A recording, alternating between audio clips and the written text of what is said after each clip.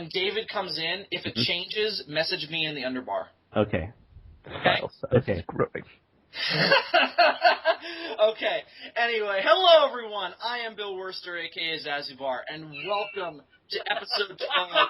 Fuck you, Adam. Let me do the intro. I totally nailed your impersonation yesterday. The only thing that you didn't do was the clap.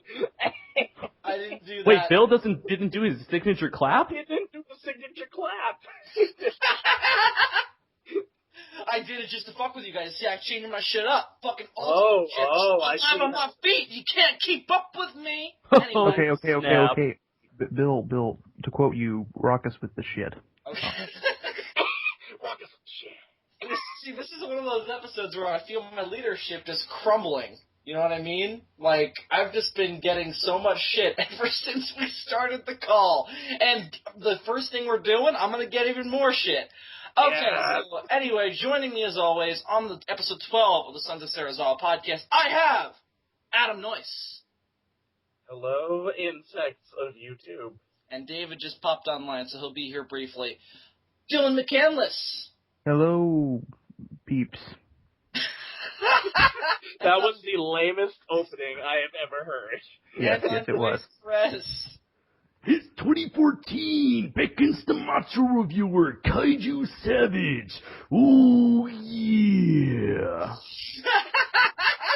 Andres, I could hear the veins popping out of your neck. I heard a couple blood vessels fucking pop. And David is here. Wait for it, everybody.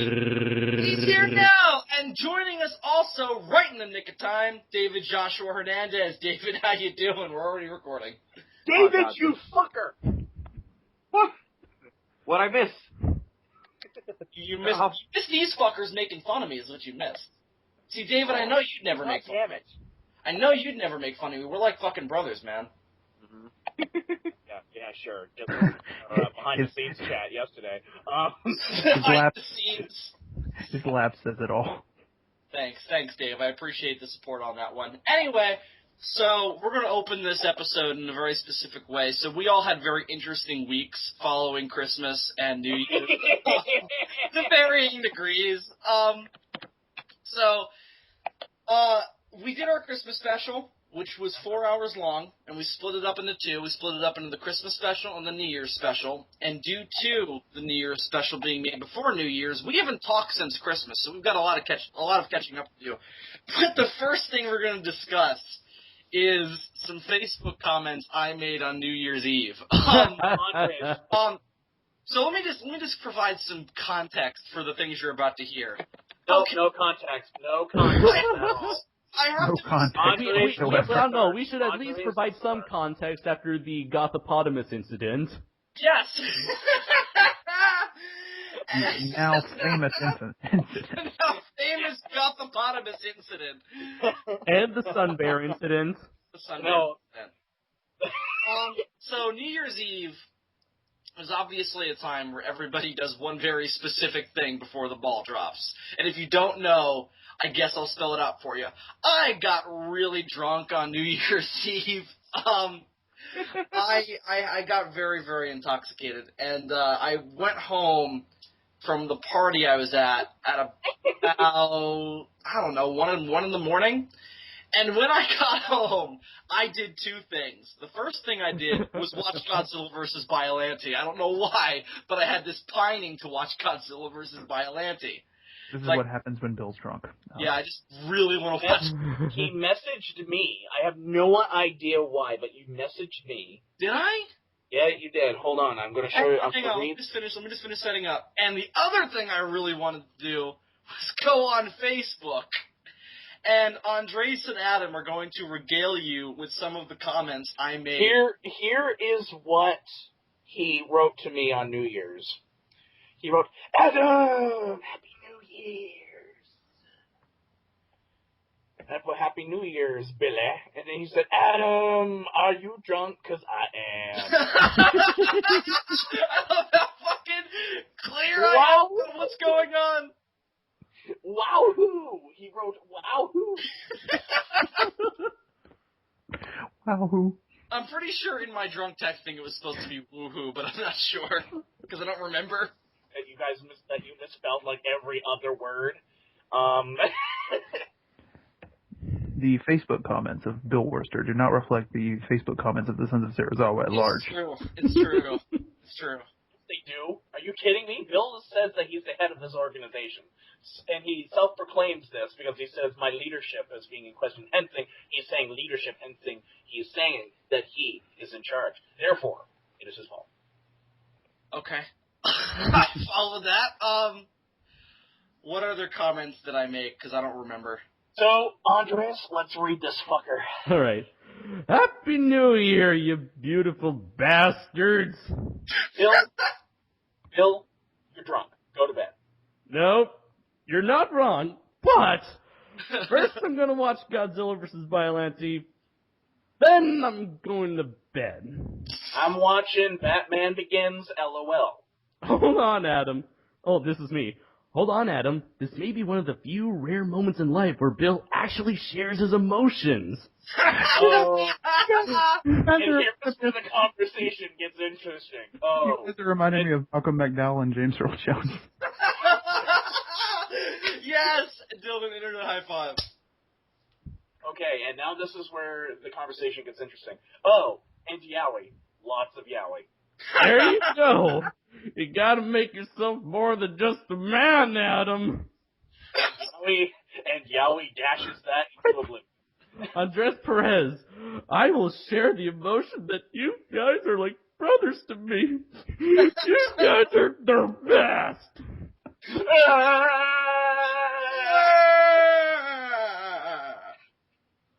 Yep, he's drunk. And that Godzilla vs. Biollante is really fucking complex when you're drunk.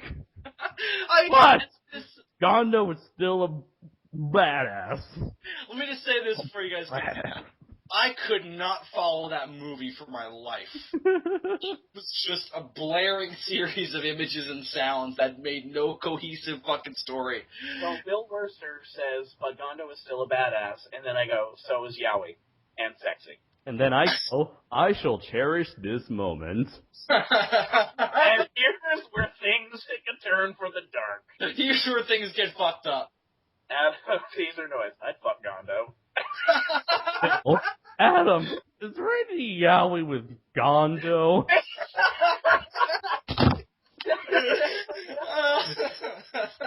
I bet you Bill doesn't even know what Yowie is. No, it's gay animated porn, isn't it? With guys. Yeah. I wrote, I'll bet there is LOL coming from half this shit I've unfortunately read on Godzilla. Oh, and this is where things start to get really, really interesting. I would said that like 3 times. There was Yowie with Gondo. Wait, did you find any Yowie with Gondo? Because were you like getting your Godzilla fleshlight ready, Bill? Yes. I fished it out from under my bed in the box that's just labeled SOS and pulled out my Godzilla fleshlight, and I was getting ready, and then Adam disappointed me. If only we had some sort of meter by which to measure the amount of human ejaculate that this would cause. Now here's where I don't understand Bill's mentality. Bill, what did Bill say after I put it would not surprise me if there was Gondo Yowie? Fucking find it and tell me about it. Lol, LOL, I need to know.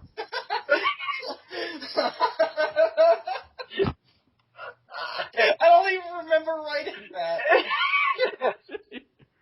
I remember some of this, I don't remember that one. Then I say, found it. Oh my god. And then there's a picture of Hedorah and Godzilla. Doing very promiscuous things. Oh my. Oh my. Ah! Godzilla Yowie. Ha ha ha ha. Some things, Adam, cannot be unseen. This LOL. is for you, Bill. This is for you, Bill, and it's a picture of King Kong and Godzilla making out. Yeah. Alright, I've seen enough. LOL. I'm going back to Biollante and then hopefully wake up. Night, y'all! Did I write y'all? No, I know, I added that for dramatic effect. Don't editorialize, Andres. This is my reputation on the line. What This is his reputation, drunken Bill? reputation. My reputation as a drinking man. And I say, Night Bill, with a very sexy picture underneath it. It was far from sexy in my eyes. I was like, what is that? And Dylan writes, clearly you guys are drunk. I mean, I'm not drunk, but the point is... No. I'm not drunk. The point is... I'm not drunk. There we go. You know what's really funny? Only 2 of the people in this call are legal. So I gotta know, Dave, were there any drunk escapades on your New Year's Eve? I had to work on New Year's Eve. Did you get drunk? No. Oh, damn it. That's why I I just go want to to say shop that at a these bar. pictures of Godzilla are unnaturally disturbing. I would agree. Dave, how busy was McDonald's on New Year's Eve? I imagine it must have been pretty busy, and you must have encountered a lot of intoxicated people. I actually have a story to tell. It doesn't involve drunk people. Unfortunately, I didn't encounter any drunk people because I wasn't near the strip. This is a story for later. I want to see where this is going. Okay, well, wait, isn't that all the Facebook messages there are? Yeah. Unfortunately, yes, that is all the gold that we have for right now. So that's all we got. So fucking rock us with it, Dave. Rock us with the shit. As Bill Worcester. Rock us with the shit. Come on, tell me that's not gonna fucking go places, guys. Come on, tell me, I dare you. That's not gonna fucking go places, Bill. It's not gonna fucking go places. You guys suck. Dave, rock You us are with the shit. You told me to tell you. Dave, rock us with the shit. Okay. I jokingly say at work that I am a force of nature, that I can't be stopped. I'm beginning to think that may be true, because every time I go to work, some shit happens. Something bad happens. One day I went to work, and all of a sudden, the power inside the whole store went out. 5 minutes when I went in, the whole store went out. Another day, I just passed by a person. I didn't even touch this person who was holding a box full of patties. I passed by this person. All of a sudden, he drops the patties, and we can't serve any McDoubles for like 2 hours. Oh my god, that sucked. You guys must have gotten so much shit from the boss. We did. Anyways, okay. On New Year's Eve, something else happened. I noticed that they put me at there's this for drive-thru. There's 2 ways on how to take orders. There's like they put you at a window, which has its own little room, or they put you or they put you at the window where you pick up your food, where Right. they have this little monitor where you take the orders. Right. That's the worst one to possibly be in, because you got to take orders while at the same time get the food and serve it out. Oh, that sucked, yeah. All right, so I had to do that, and I've noticed that the credit card machine is not working. So I got to tell these people that we're only accepting cash. Out of nowhere, my computer shuts down out of the blue. Oh, no. So not only are the customers pissed that they got to pay in cash, I got to tell them wait 10 to 20 minutes so we can reboot the computer. So we rebooted it, and it took us 5 minutes. Then it shuts down again. Oh, no. Beautiful. 5 minutes after. And this goes on for like half an hour. The wonders of modern technology. It's great when it works. It is really great when it works. Like when Pamela works and then it decides to not work. References to things that are happening. Skype is great when it's not fucking raining. Yeah, Skype is great when it works. Dave, is that the extent of your escapades at McDonald's? So far, yeah. Yeah. Okay, so Andres, you said something on Facebook that I think we should address briefly, because it was something on the podcast that never got brought up again, but was supposed to. Ah, yes. For those of you who have been following us for quite a while, back in episode 9, Gorzar presented Adam and I with 3 stories, one of which was supposedly true, the other 2 were false, and we asked you, the audience, to guess which one of these 3 stories was true.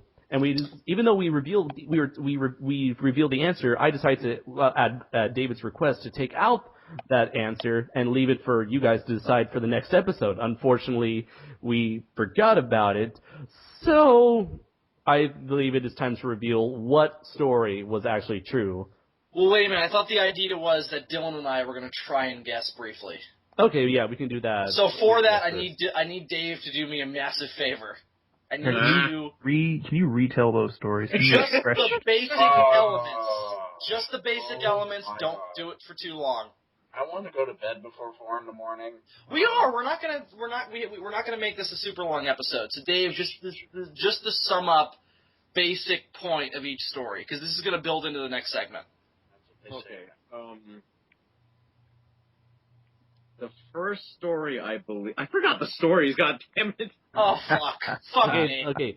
I remember there was one involving some black people in the McDonald's. Yeah, I remember that there was some talk of the word nigga being used. Okay, so, maybe just a bit, yes. Phil, that's my everyday language. You gotta True, fair enough. That is not his casual demeanor. That's the language of my people. Okay, so the first story was when David had to deal with a redneck and his wife one day. Where Okay. Andres, you tell it. Okay, well, I think where the redneck, he was trying to con his way into getting a free meal, but because he didn't have a receipt, he got angry, and so his wife came, tried to do the fighting for him, and then just decided to... All of this just for, like, one drink, I think. One sweet tea. Yes, one sweet tea. The second story... One frackin' sweet tea. So that's story number one. Redneck comes in, tries to get a free sweet tea, doesn't have a receipt, and then the wife comes in and starts fighting for him. And then, did he get the drink or didn't he get the drink? The wife just paid for it and threw the money at David's face. Okay. Thrilling. Simply thrilling. Simply thrilling. Now, wait, Andres, are we trying to guess the one that's fake or the one that's real? The one that's real. There are two real ones, so obviously... I mean, there are two fake ones, so obviously we're trying to think of the real one. Okay, cool.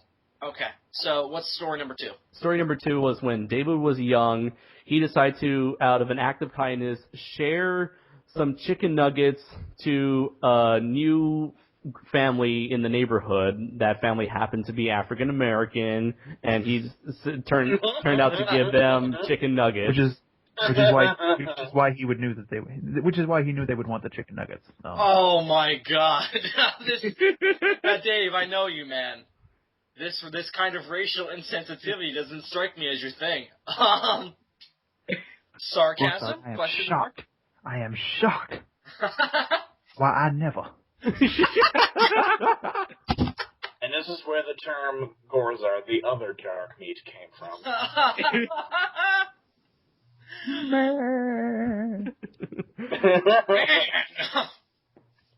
Andres, so that's the second one. He Yes. offered some African Americans some chicken just because they were African American. No. It was just no. It could have been anything. It just so happened to have been chicken nuggets.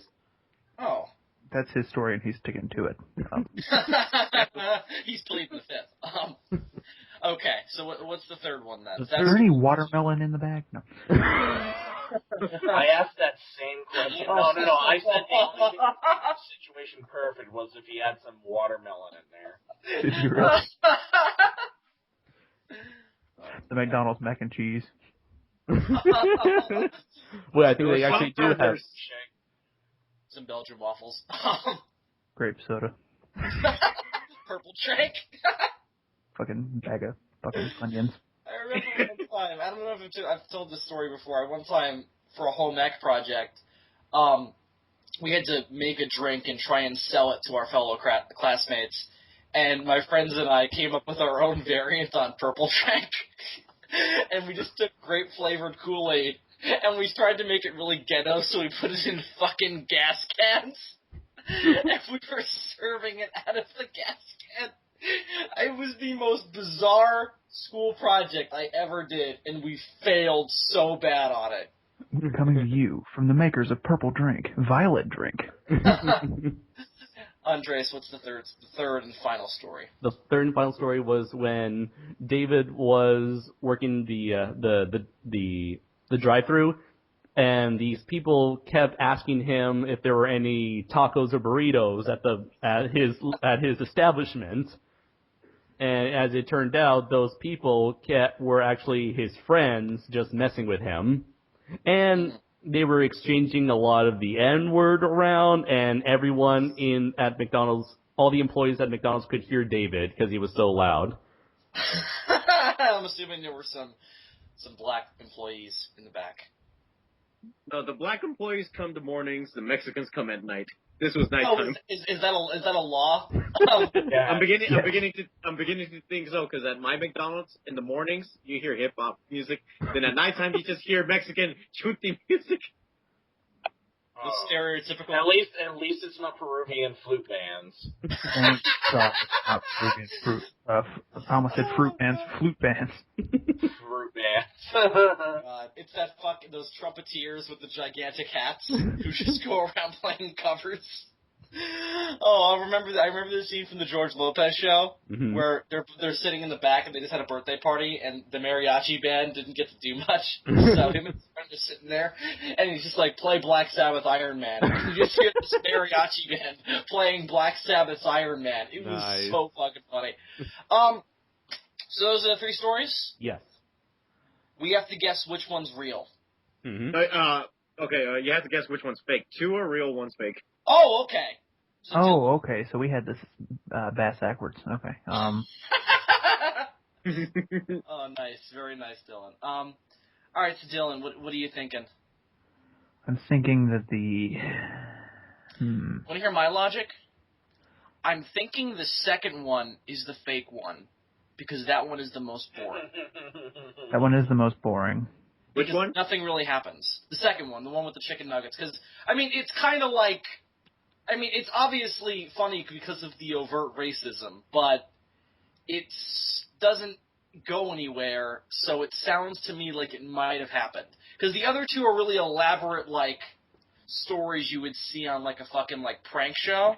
Yeah, I really believe that the first one is true just because I know rednecks and I know how often they scam their way into free food. Right. Oh, God. That was not a joke. So you're thinking the first one's real?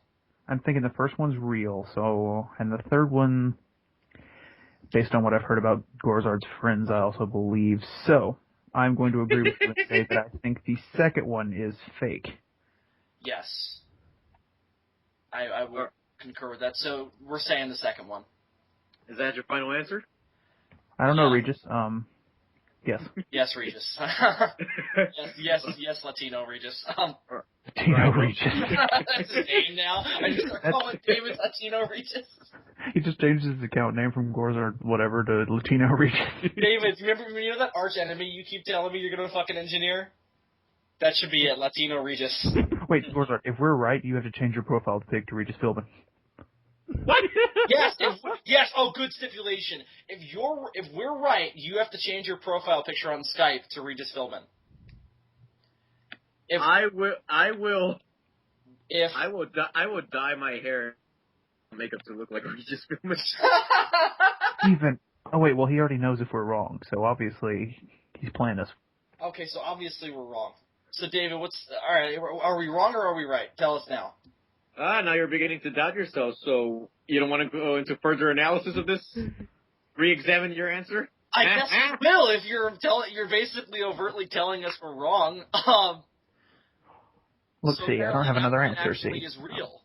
That one. If that one's real, then I'd say the first one's probably. No, maybe the third one. I don't know. No, I think the first one is probably fake. Maybe. Yeah. Okay. Maybe. You know what? The first And you know why? Why? Those two make sense with what we know about David. Oh, wait a minute, Dylan. Actually, no. Think of it this way.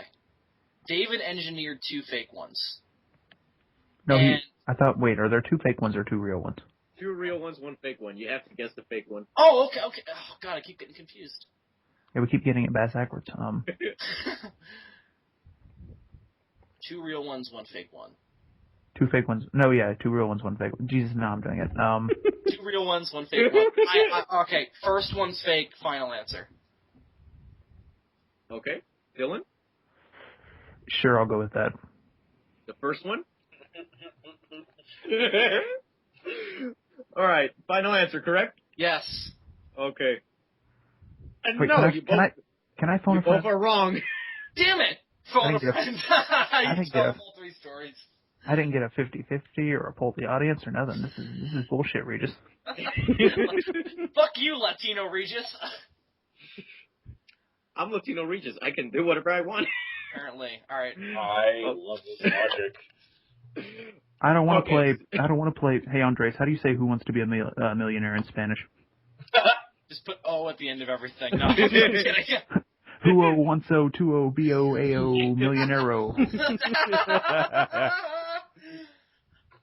Okay, ready to know Not which one? racist at the SOS. Right? This is a very racially charged episode of Sons of Serizawa. That's what you call the episode, a very racist episode. The racially charged. That might be the episode title. Alright, ready to know which one's the fake one? Yes, I think we know already. But go ahead. You guys were initially right. It was the second one. The second Oh, one's fake. fuck you! Fuck you, you tricky fucker! I don't want Regis filming as my profile picture on Skype. God But wait, damn you! if we hadn't changed our answer, though, you would have just agreed to have dyed your hair and, like, done... Yeah! Exactly. If you put your life on the line. Exactly. I You bluffed. played the odds, friend. You played the odds. Damn it, you clever fucker. You fucking respect, man. You clever fuck. You Bill, are a clever fuck. Bill, What did I expect? He lives in Vegas. He's probably out playing poker right now. you guys saw that picture. I am necessary evil. Nice. Yeah, this motherfucker's Bane. Of course! Oh my god, I can't believe he fucking got us on that one. Damn it. I should have stuck with my guns, because that one seems the most fucking engineered, because it's the most stupid. Like, there was this black family, and I gave them chicken. That's my story, and I'm sticking to Well, it. there is a lot more to it than that. I can tell you that right now. I could not stop laughing when he told me this story.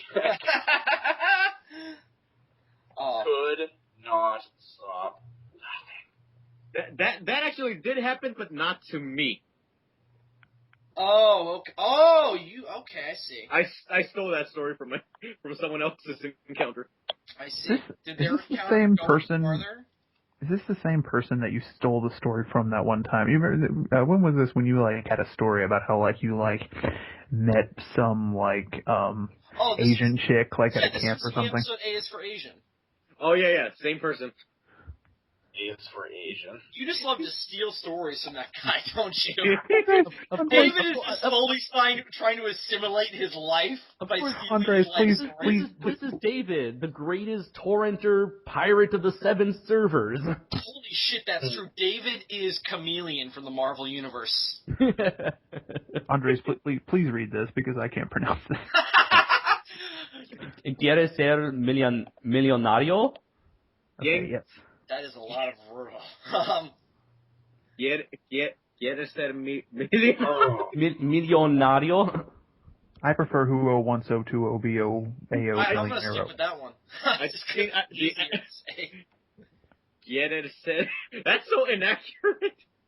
Did you just put that in the Google Translator? No, this is supposedly an actual television series that started in 1998. It exists! There is a Latino Regis Philbin! The literal translation in English is, wanna be a millionaire?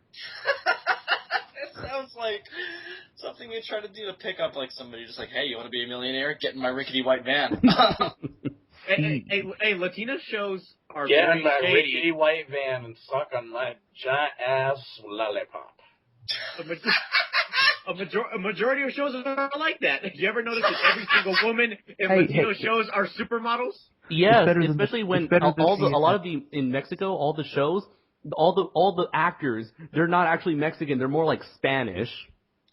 So, like, fucking it's the Mexican better- version of The Biggest Loser is a bunch of skinny people who, like, take off fat suits. But what you guys are ignoring is that it's better than the Japanese version, Who Wants Tentacle Rape. Apparently, there's a game show that's actually like The Consequence. I heard about this on a podcast once, so I don't know if it's true, but I heard. Yeah, because everything on podcasts are so damn accurate. I listen to a lot of podcasts. Oh God, I hope it's Who Wants Tentacle Rape. Who wants a tentacle rape? If that was a real thing, my Who wants a tentacle rape? I really hope the host is either Akira Takarada or George Takei. No, actually, personally, my favorite version is Who Wants to Be a Millionaire? From Slumdog Millionaire. Who wants to be a millionaire? And here is the sign language version. I didn't even see it, and I understood that. So you just tap off of camera? Okay. Yes, pretty much. Yes, it's just... No, Done. no. You forgot done. Oh, Dubs.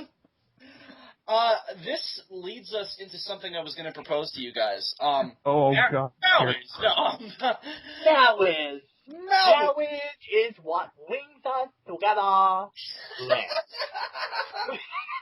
Adam, what's that from? Because I know what you're referring to, but I Princess can't. Bride. That's it.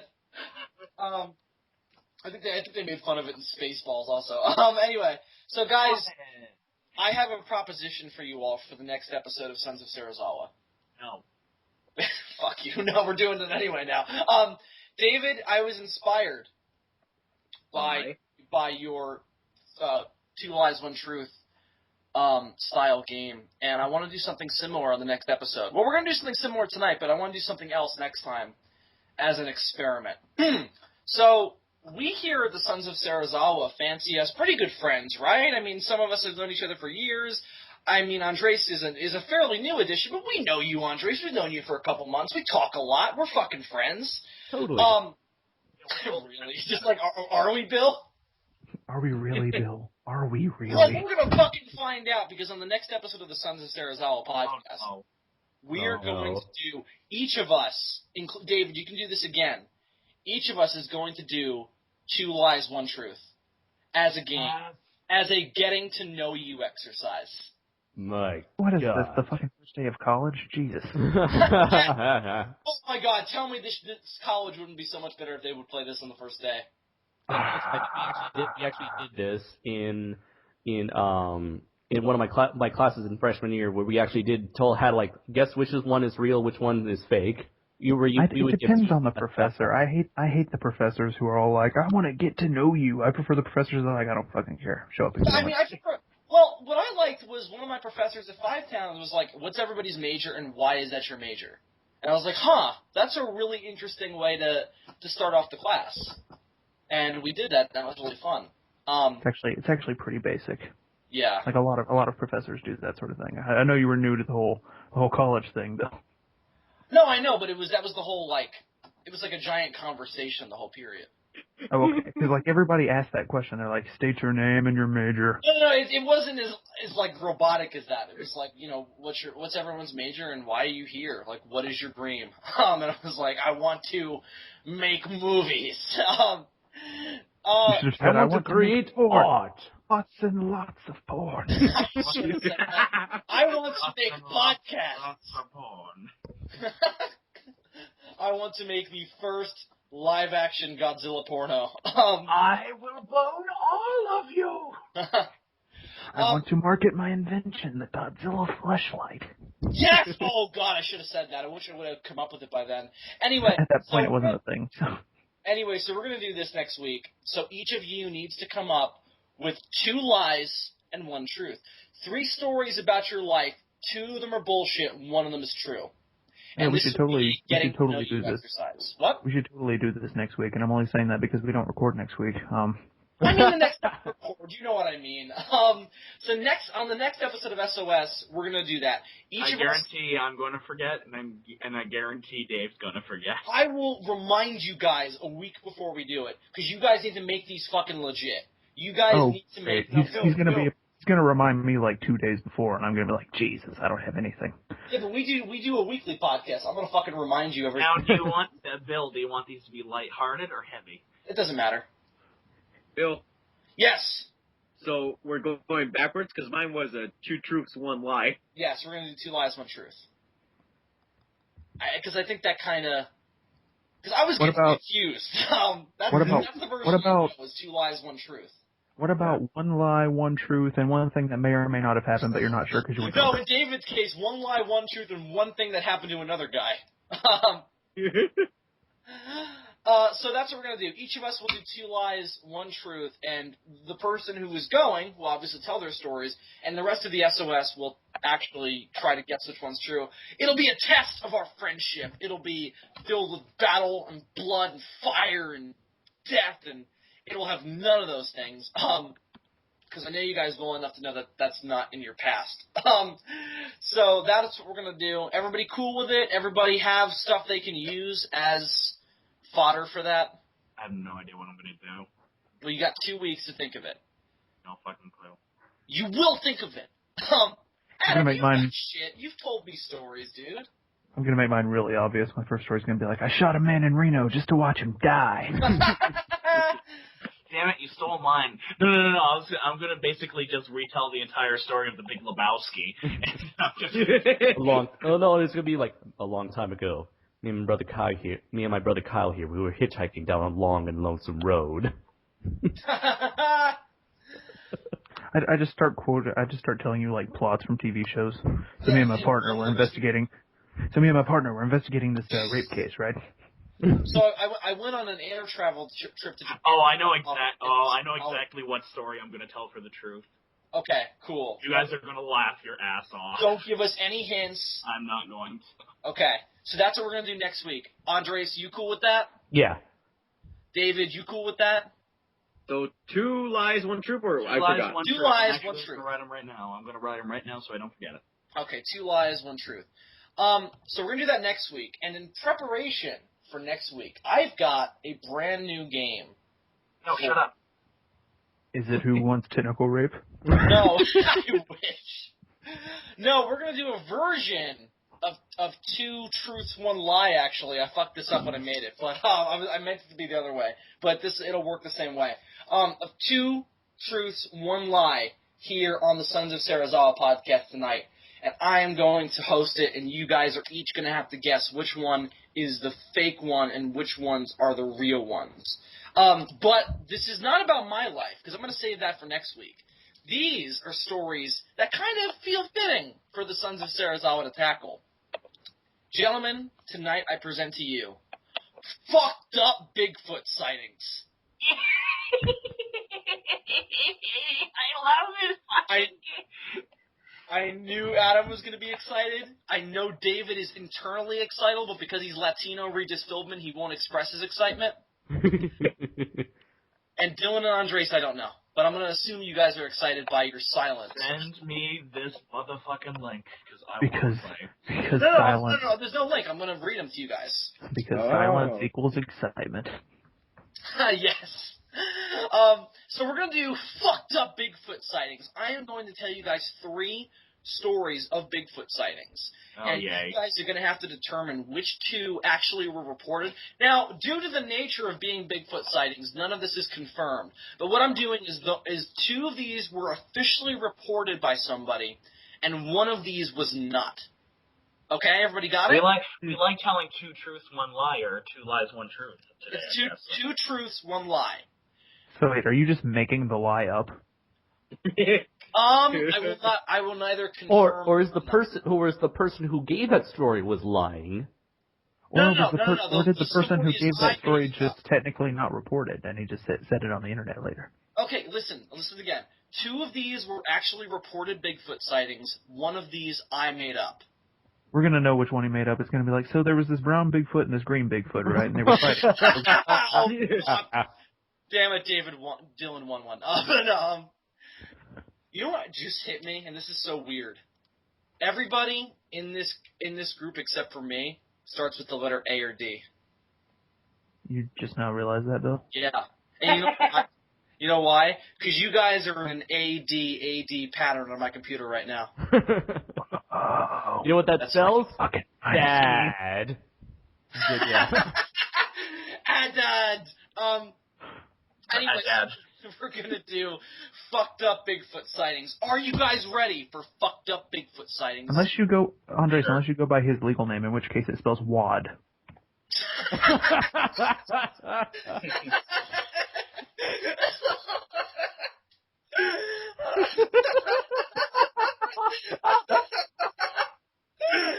Oh my god, that's so fucking funny. I totally missed what just happened. Andres just said what his spells on his computer, and it spells bad. But then Dylan was like, if you go by his legal name, it spells wad. That? What? Because William A.D. He's saying our names on his Skype screen, the order in which they were arranged. Oh, I was thinking W-O-D, not W-A-D. I was like, how does that make any sense? No, for some reason the word WAD is spelled WAD. Okay, so does everybody understand the rules of fucked up Bigfoot sightings? No. Yeah. Can we play fucked up camera sightings instead? What? Oh, feeling nice. Oh god, the fucked up camera. That was an old school SOS reference. That was episode 2. Yeah, I'm bringing it back, man. Episode 2. Bringing it back. It was 20 weeks ago. David, Episode 2, Attack of the Clones. David, do you understand the rules of fucked up Bigfoot sightings? Yes! Okay, you don't have to yell. This is David. He has to yell. Okay, fair. Oh, that's true. I forgot. He has to yell A. Hey! No, not A. Or no. On Facebook, it would be A.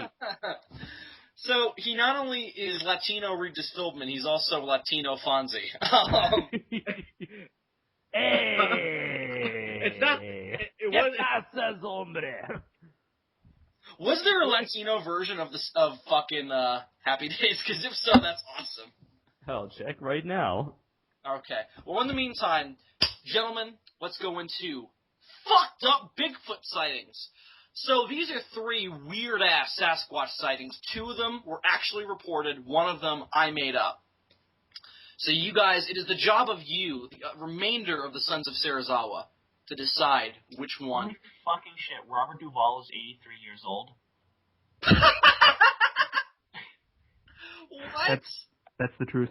That's the truth. Robert Duvall is 83 years old. That's the key to which one is the fake one. Okay. I didn't realize that Robert Duvall was a Bigfoot, though. Now you know, and knowing is half the battle. So this is fucked up Bigfoot sightings. Let's go into the first story. So, the first one is called... No. And none of you guys can look these up online. If you do, I won't know, but you'll be held to it. Honor code. We have an honor code. We have honor? I am a capitalist. What is honor? Me too. Adam, have you seen The Wolf of Wall Street? Yeah, I can't wait to see it. Oh, I want to see it really bad too. I'm so excited. Because that sounds It movie. looks so funny. It does. I heard really good things about it. Okay, so the first story is called Ingraham and the Old Man of the Crater, and the subtext is glowing Bigfoot communicates telepathically. Wait, hold on. This is a story about a golden Uzaru? Yes. Yeah, exactly. This is the origin of Dragon Ball Z. Anyway, okay, so here is... What was it called? Technically... Ingraham and the Old Man of the Crater, a.k.a. glowing Bigfoot communicates telepathically. A.k.a. Guy spots Broly. And communicates with him telepathically. So here's and he says, Kakarot. Damn it, you stole my joke. So here is the story of Ingraham and the Old Man of the Crater. So there's this explorer in the 1800s named Ingraham, and he and a companion went to Alaska to explore. Obviously, he's an explorer. And they come across this crater. And in this crater, there are scratch marks on the bottom of the crater. And they're like, what the fuck? They must be bear tracks. But then around the scratches, they find tracks of a flat-footed animal. Bears do not have flat feet. They have pads. So they follow them, and they lead to a cave. A cave that has an ominous glow coming out of it. They start to go into the cave, both of them, and they continue to see scratches and the feet marks, and they keep seeing more and more scratches and footprints. And at a certain point, Ingraham says, "We ought to go back. This could be dangerous." But internally he was thinking, "Fuck this. I'm doing this alone." So they go back to camp, and he waits for his friend to fall asleep, and this is nighttime now, and he decides to go back like a fucking boss. So he goes back to the cave, enters the cave, and he's looking around, and he continues to follow the footprints, and then he starts to hear, and he ducks to the wall in the darkness to hide. And out of the cave comes barreling a furry, man-looking creature with claws on its hands and flat feet. It was Sean Connery. Yeah, that's exactly what I was thinking, actually. No joke. I was like, who Sean goes Connery. there? Who goes there? Who's there disturbing my slumber? I'm just in here hunting for Red October. What are you doing in here? What are you doing in here sleeping? What are you doing in here disturbing my slumber? I'm currently waiting for Kevin MacLeod. Kevin MacLeod. Connor MacLeod. I don't know, I've had too much to drink today. Kevin MacLeod is the composer. Connor MacLeod. Oh, wait.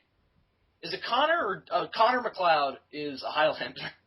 Okay, guys, I gotta say this. Okay, so back in the 90s, they did this thing on SNL, right? It was Celebrity Jeopardy. Yeah. I know. Oh my god. And this I guy's love like, this guy's playing Sean Connery, right? And one of the categories is called "The Pin Is Mightier." Oh, I heard. Yes, I heard. And this. he's like, "Excuse me, Alex, I have a question. I want to ask you about the penis mightier." Yes, I heard that. Anyway, so to continue with the story. So Sean Connery comes barreling out of this cave. And he doesn't see Ingraham. So what he does... Sorry, I'm still laughing at the penis mightier. I put Hey, 50 guys, million pay on attention. rapist. Pay attention. And the Yeti said the penis mightier. Bill, I already know which ones you're asking, so Okay. I'm telepathic.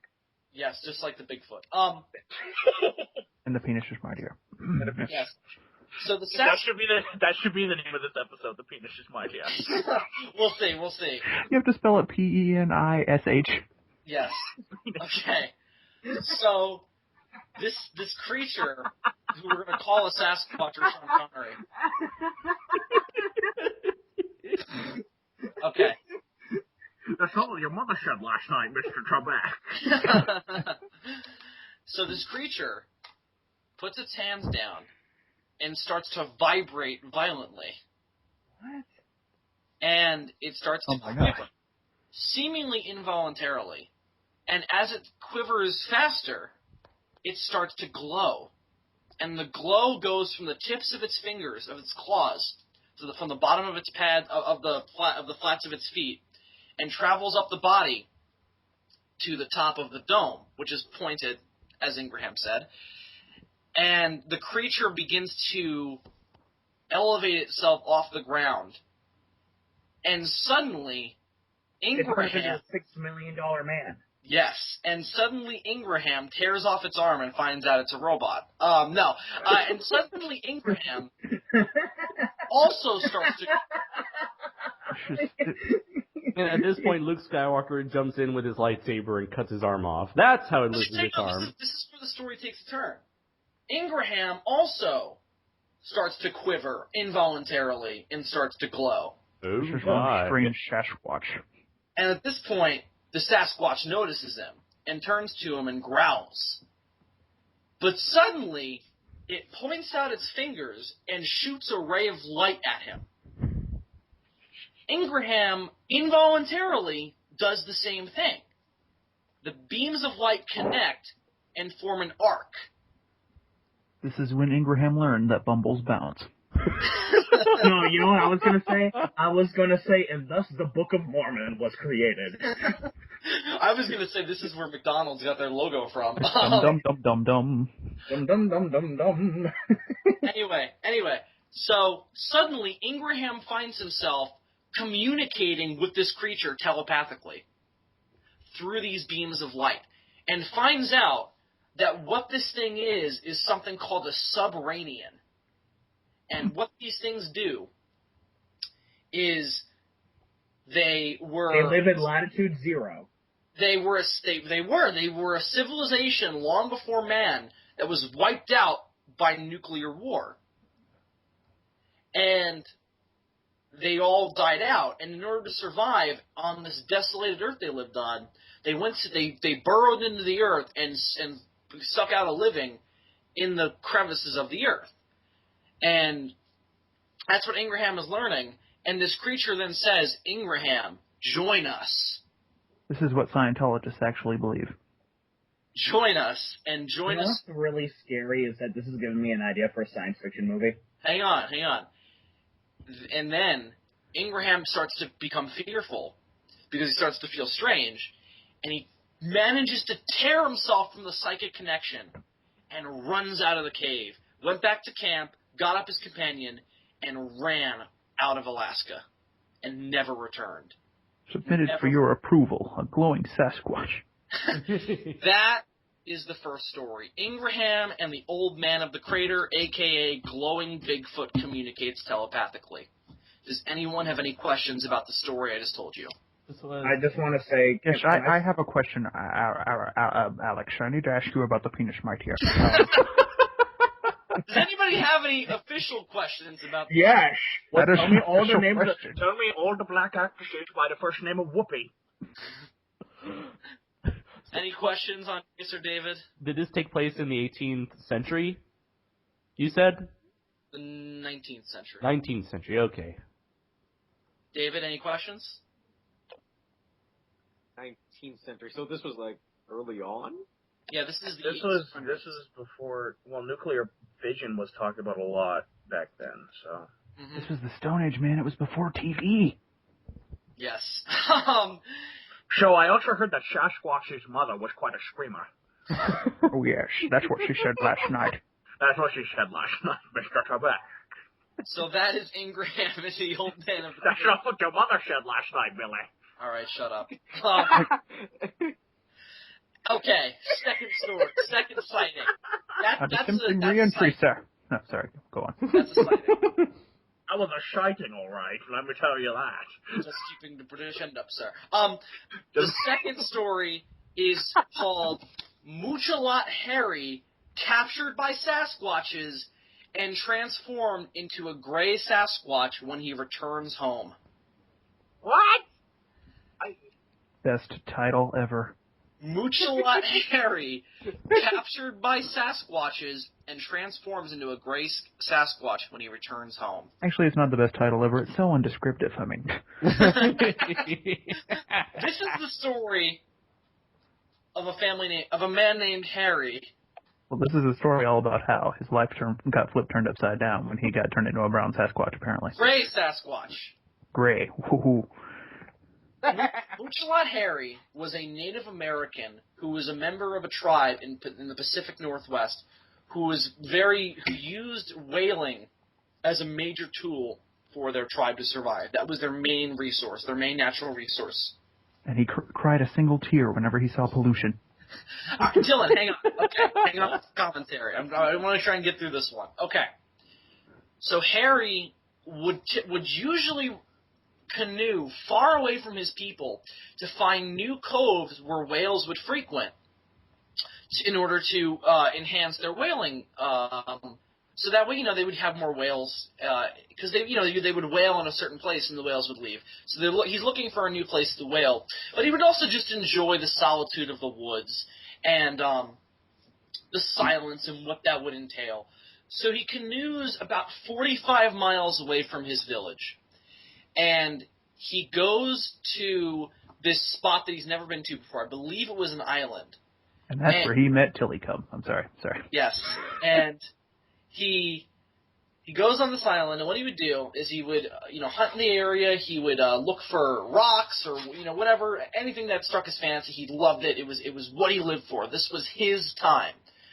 He wasn't whaling. He was just by himself in the solitude. It was very spiritual for him. And he set up a camp, and he would just... And we lost David. I'll have to... Elizabeth Taylor. I'll have to... What? What? Elizabeth Taylor? Okay. You didn't hear the story about Elizabeth Taylor was secretly Bigfoot the entire time. No, I never heard that. Oh my god! I'm more interested in this than I am the actual story. Alright, fuck you. Anyway. So this guy sets up a campsite. So I can't take it seriously, Bill. I don't believe in Sasquatch. I believe in Man Bear Pig. Oh, same here. Man, bear, pig for the win. Anyway, so this guy sets up a campsite. He's sleeping by the campfire. And he sets up the campfire, and he's wrapped in these warm blankets, right? Layers upon layers of warm blankets. He's not in a tent or anything. He's just in these warm blankets. And... that we're full of smallpox. Oh. Seriously, I don't know if this is before or after. Internet high five, Dylan. Anyway, so he's wrapped up in these warm blankets, and in the middle of the night, he just finds himself being awoken like he's being picked up. And he's like, what the fuck? Literally. No. And he's picked up, but because he's wrapped up in all these blankets, he can't tell what's underneath him, what's picking him up. So this creature is carrying him, and he's rustling out of the blankets. Harry's trying to get out and try and see what this thing is. And he manages to rustle his way out of the blankets and sees nothing but this horrific, hairy face of the Sasquatch. In fear, because he knows these things from the stories by his elders, he wraps himself back up in the blankets and awaits his fate, because he cannot escape this thing's grip. So he's carried for miles, and suddenly finds himself being dropped onto a rocky surface. He unravels himself from the blanket so he can see, and he finds himself surrounded by dozens of Sasquatches of all shapes, sizes, genders, men, women, children, everything, and is just obviously distraught with fear. And he also notes very specifically that there are piles of bones everywhere. Everywhere. I can't help but think that this inspired that scene from Peter Jackson's version of King Kong, where he's shaking Fay Ray back and forth. And Darrow back and forth. Maybe. So he's looking for something to defend himself with, but he's still wrapped up in the blanket, so very tightly, so he can't really get his arms free. And he's also surrounded by dozens of these creatures. Well, that's his fault. And the creatures just keep staring at him, and are just kind of making noises at each other. They just seem to be studying him. Why doesn't he throw the blankets at them? Sasquatches are not used to smallpox. Dylan, oh my god.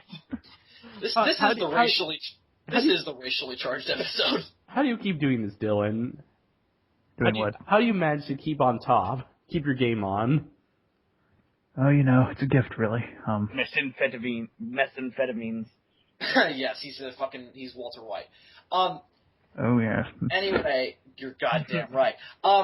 So this goes on for days. He keeps on being stared at by these things, and they'll go back and forth and now and then, but there's constantly a bunch of them watching him. And on the last day, before he escaped, all of them converge on him and just start tearing at the blankets, touching every inch of his body. Oh my. He's just being assaulted, basically molested by these creatures. I call this Horror of the Gargantuas. Dylan, that's the episode title right there. Horror. That is fucking genius. Oh my god. Oh my god. Anyway, so in the midst of this chaos, he actually escapes. He fucking runs out, and he gets out of this pile of these creatures tearing at him, and runs out. And he runs through the woods. He runs miles and miles, not able to stop, terrified. He can hear these things chasing him in the distance. He keeps running. He gets to his canoe. He unanchors. He paddles furiously to get back to his village. He paddles for 45 miles back to his village. His villages have scouts, and they're looking out over the water, and they see a canoe coming in from the distance. and they're waiting for it to get closer, thinking it's Harry. But as it gets closer, they notice that the only occupant of the canoe is a gray, hairy creature wearing brown rags. So the true story of Harry and the Hendersons? Yes. Yes, I was about to make a Harry and the Hendersons joke. And they have no idea what's going on, but they say to themselves, "We can't let this thing get into the village." So wait, sex with Sasquatches turns you into a Sasquatch? They didn't have sex with him; they just fucking basically assaulted him. And they pick up their arrows and their bow and arrows, and they just start assaulting this thing with arrows, and they kill it. And they bring the body back, and they just see this gray creature just covered in these rags. And of course we know that this is Harry, and that they turned him into a gray Sasquatch. Now, how the hell do we know his story if he died? Because How did the Indians report this? Because they figured it out. I don't know. This was just something. This is an actual reported sighting. I don't know. This was just a report. I have no idea. I think maybe he wrote it down. I have no idea. So it was just like a cave drawing of like Sasquatches touching him? This isn't like fucking Stone Age time. This is like, I don't know, maybe the 1700s. Now Anyway. listen, children, we come to tell you a story about man who became Sasquatch.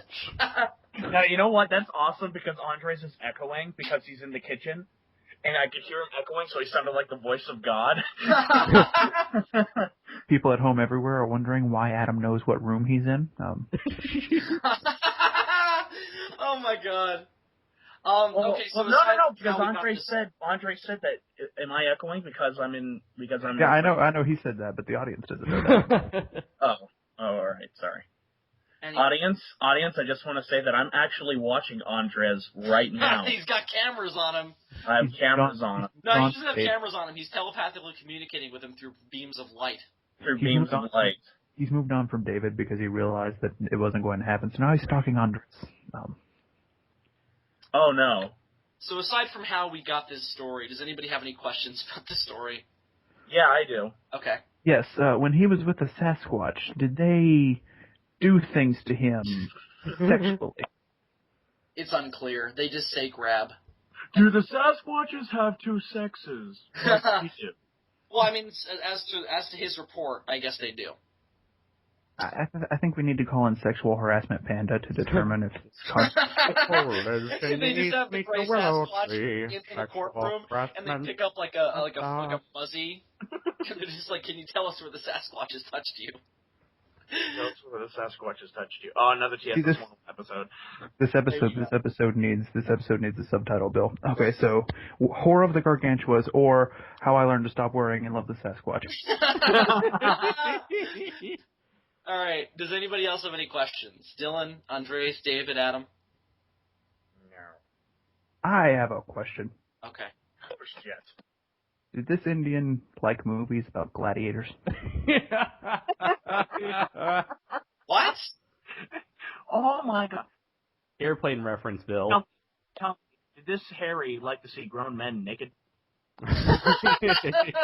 Was he ever held in a Turkish prison? David or Andres, do you guys have any questions about the story of Mushla Harry? No. Mushla Harry. His first name sounds like Mushla. Mushla Harry. His name is Mushla? No, it's Mushla. Children, I misread it. I apologize. It's Mushla. Children, let me tell you a story about Mushla Harry. A story which will be one day be butchered by the white man. And two Latinos on a podcast. The actual translation was Mushla shaved. My god, Dylan's on fucking fire. I'm on fire? Okay. Oh my god! So, final story. Charlie, this is the final sighting. Charlie. The unicorn? Charlie looks down ridge and sees Sasquatches swarming. Wait, is this another story told by the Indians? Charlie looked down ridge. Charlie, we're going to Sasquatch Mountain, Charlie. We're going to Sasquatch Mountain, Charlie. No. I don't want I don't want to go to Sasquatch Mountains. We have to go talk to the magical Leopleurodon, Charlie. The magical Leopleurodon. This is the story told by Harold D. Culp about a man named Charlie who was a prospector in the late 1800s. I apologize. And he was a prospector. He went off looking for gold, and he ended up getting swarmed by Sasquatches. Are you guys ready? Sexually molested him. No, this time he wasn't fucked by them. So Charlie. So was he looking for gold up in them hills? Wait, What? Bill, is this the is this the Thomas Bay story? Thomas Bay. Yeah. 'Cause that had something to do with Harry Culp. No. Okay, never mind. Sorry, continue. No, this isn't a Thomas Bay story. So this dude named Charlie is going up in the mountains. What state did this take place in? Hang on, I gotta look this up quick. He wanted to escape the pressures of running Yes, a it chocolate is. factory. No, this was in Utah. Yeah, that's where the Thomas Bay story takes place. Wait, this was in Utah? This is going to be the story of the Book of Mormon. Okay, I'm excited. No, this one is Utah. Anyway, so this dude named Charlie, he's a prospector. He goes off looking for gold, and he shoots. He's walking in the woods, and he comes across a couple of birds, and he shoots them. I should have saved my Yukon Cornelius reference for this one. Damn Yeah, it. you should have waited, Dylan. So he's looking for birds to shoot and eat, and he kills 2 of them. And he, excuse me, my throat's dry. He shoots them, and he continues walking after he picks them up. He's gonna go find a campsite. So he's looking around for a place to make camp, but he ends up coming across this ridge. So he's like, I have to turn back. But first, he wants to admire the view. So he looks over the ridge, and he looks down, and he sees dozens of horrific creatures. He describes them as demons. Yeah, this is the story. Erupting up this cliff. Erupting? Just running up this cliff at the sky. And there's dozens of them. He's horrified. He turns around and he runs, and he never looks back. And he never encountered them again, but it was the most horrifying moment of his life. Okay, Bill, So Adam, this you've heard has this something to do- story. You've heard this story. Yeah, I have. Okay, alright, so that immediately fucks with me. Okay, so Adam, you've heard this story.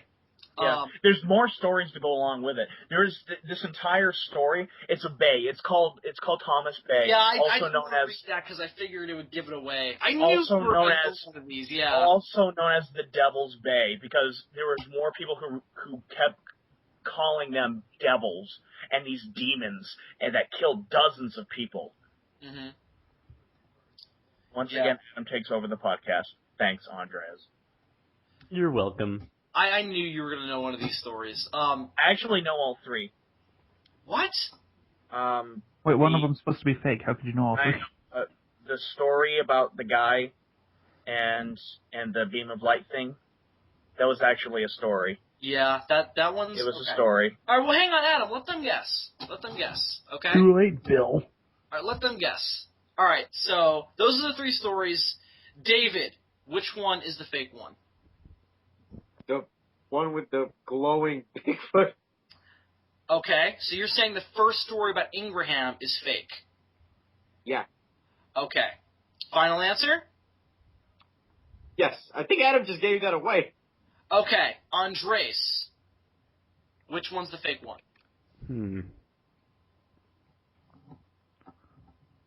Whatever, the middle one. The middle one, the one about Muchalot Harry? Yeah. That one's fake? Final answer?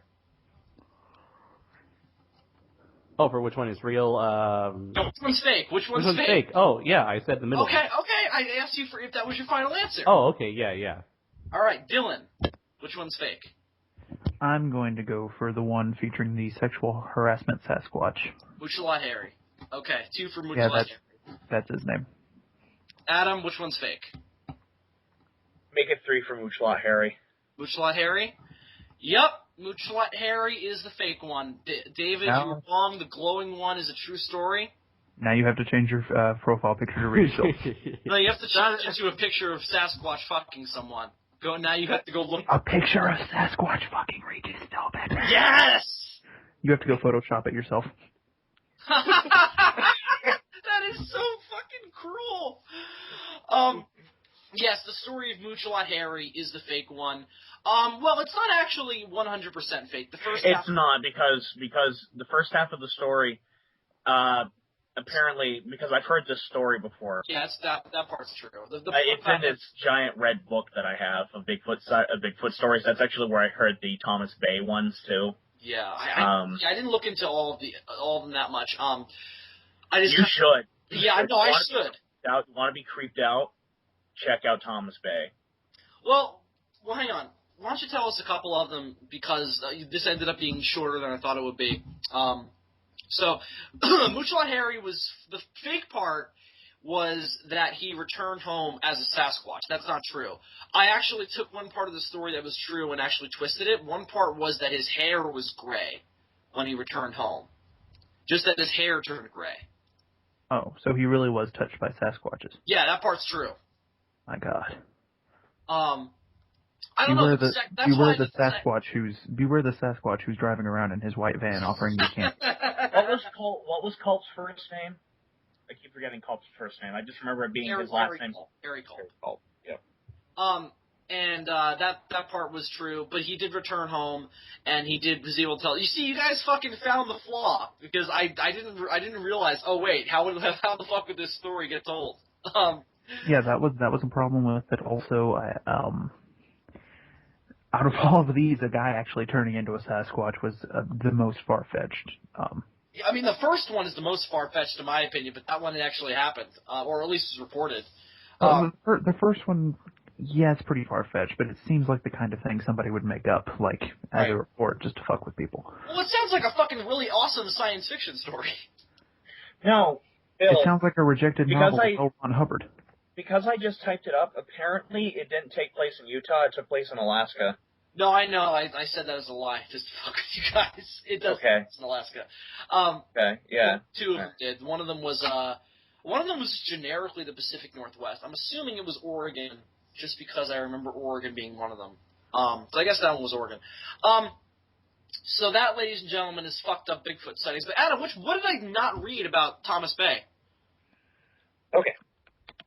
Let's see. There's Moon Lake and the Devil Creatures, and this also has to do with Charlie. Okay. Let's see. I'll just read it off of Wikipedia. I know these stories, though. That's the thing. It's like once I hear them, it's like I know exactly what they are. Let's see. Charlie Adam, do you remember this? barely managed to outrun the strange creatures. Yep, that's that one. Let's see. 1925. Let's see. Adam, do you remember the story of Ape Canyon that I told you? Yeah. I should tell that one too. That one was fucked Oh, up. that one's fucked up. It's really fucked up. So Adam, while you're looking for the ones that we didn't hear, there's this story. I don't remember where it was. There's this story about these prospectors. Or were they miners? Well, it's kind of similar. They're working with the earth, and every day, they would see creatures coming out of the forest that did not look human and did not look like animals.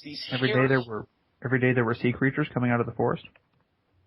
Did I say that? I'm sorry. Every day there were creatures that came out of the forest. No, that's what I heard. I don't know if that's what you said. No, I don't think that's. I think I said they would see creatures coming out of the forest. Oh, okay. And they were not human nor animal. They were a mix between the two and unidentifiable. And one day, out of fear, one of the miners shoots one, and it falls to the bottom of the canyon and is obviously dead. And so they're like, oh, thank God, this terror is over, because all these guys were terrified of this creature that it would one day attack them. And that night, they all go back to this cabin they were staying in, and this cabin had no windows. It had one door, but on the side, it had these little holes about the size of a golf ball, I would say, in the side of the cabin that would give them air and they could look out of. and in the middle of the night, crash! The cabin is getting hurled at with rocks. And they just hear terrible screams outside. And they're all freaking out, and they look out, and they see dozens of these creatures hurling rocks at them and screaming. And they're being attacked by these creatures, seemingly in for revenge for the comrade that they lost who got shot into the canyon. And what they decide to do is they take out rifles and they point the rifles out of these holes and just start trying to shoot these creatures. They don't know if they hit any because this fucking assault went on all night, and the next morning they found no bodies and no traces of the creatures. But the miner who told the story believed to his deathbed that he was attacked by creatures from another dimension. Because there's this weird fucking consistency with Bigfoot sightings of before the 20th century, that they're either spiritual creatures or that they're aliens. Or interdimensional beings or demons. They're never just a fucking creature. That didn't really hit until the 20th century. But that's a weird consistency that they have. That was always a story that terrified me, because you don't hear a ton of stories of Sasquatches being terribly aggressive. You always just see one for like a fleeting instant, and then it's gone. Okay, here's some of the stories that I found. Go for it. I have one to actually kind of talk about, too, that's a little creepy, that actually kind of happened to me. Oh, shit. I gotta tell you, let's see, the Thomas Bay thing, there's apparently, on this ridge, there is a half moon-shaped, or crescent moon-shaped lake that natives said stay away from.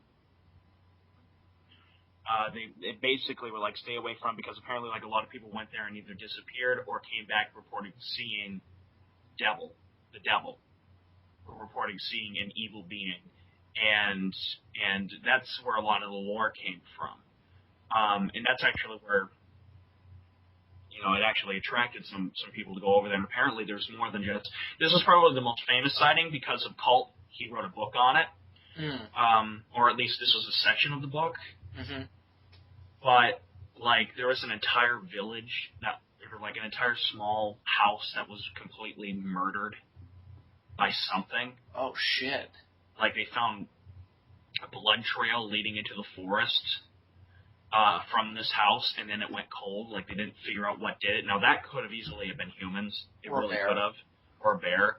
But, just that kind of added to the lore. Right, right. Well, you're blaming on this monster that's coming out of the woods, yeah. And apparently, the guns were unloaded and shit like that. The guns had been fired. They could tell that they had been fired. Oh, so this isn't a Native American, like a teepee. No, I think they leave the Native Americans alone. I don't know. Well, they seem to have this. Whenever you read a Sasquatch story that relates to Native Americans, everyone's like, "Oh, you must have the utmost respect for the mountain giants, because they will come down and eat your children or whatever." Yeah. You remember the Albert Osmond story? He was told to not go into the woods because of these things. That story freaks me out too. Yeah, the Albert Osmond one. But the difference there that I heard was that the Bigfoots weren't. No, they weren't violent. Yeah. They were just really curious as to what he was. His story is kind of like the non-violent version of the Much-a-Lot Harry story. That's what I was thinking, and I was like, what I was thinking was that, and what made him get away was that they tried some of his tobacco. Right, yeah. He was having some chewing tobacco, and the male Sasquatch, or what he presumed was the male Sasquatch, literally takes it from him and fucking eats it. And obviously starts dying of the pain in his throat. Goes to take a drink. The other two are off somewhere because it was a female and a child as well, and he took this opportunity to run. And the distinction with this is that this guy was just kind of, the male literally sweeped him up in the middle of the night, took him, brought him to their little home or whatever, wherever they were living, and they just watched him for days. And he was literally just sitting there. He made a camp, he had coffee, he made food, and they would just go about their daily thing, but they would just stare at him. And he felt like he was not allowed to leave. He could do what he wanted, but he couldn't leave. and then he had that chance and he ran, and he never went back to that place. I think he said that he never prospected again. Yeah, he never wanted to. Yeah, I mean, a part of me thinks the story is compelling, but the biggest part of me, or the biggest problem I have with the story, is the fact that he was a major alcoholic. Yeah, well, that's the problem with a lot of Bigfoot stories. You just dig into these guys' past, and you find out things about their lives that are a little bit sad. Like, I mean, the biggest problem that Roger Patterson had with his footage was that people added to it by saying that he was a crazed man on the brink of death because he had cancer, and he died pretty soon after the film got, majorly. Well, the thing that I've also heard is that he's always wanted to capture Bigfoot on footage. Right. I mean, that was his dream. He wrote several books on it, and a lot of people who look at it and are skeptical about it, they'll point to these things and be like, the guy was just desperate. Even though I personally still believe in that footage. I mean, it's been put under scrutiny and nobody's ever been able to. Nobody can disprove it. Yeah. Well, here's the thing. The only thing that has come close to disproving it is that people have come forward and said, I was in the suit. But the problem is so many. But that's the problem. There have been at least 12 people who have come forward and said that. And some of them don't even know Roger Patterson. And most of them can't even take you to where the footage was shot. And here's the other big problem.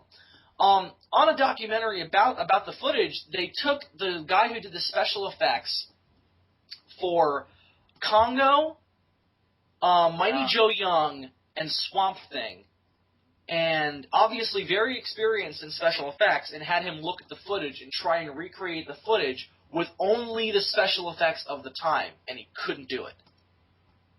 Because he said that latex, the kind of makeup you would need to create that kind of suit with that kind of detail was made maybe 5 years after the film came out.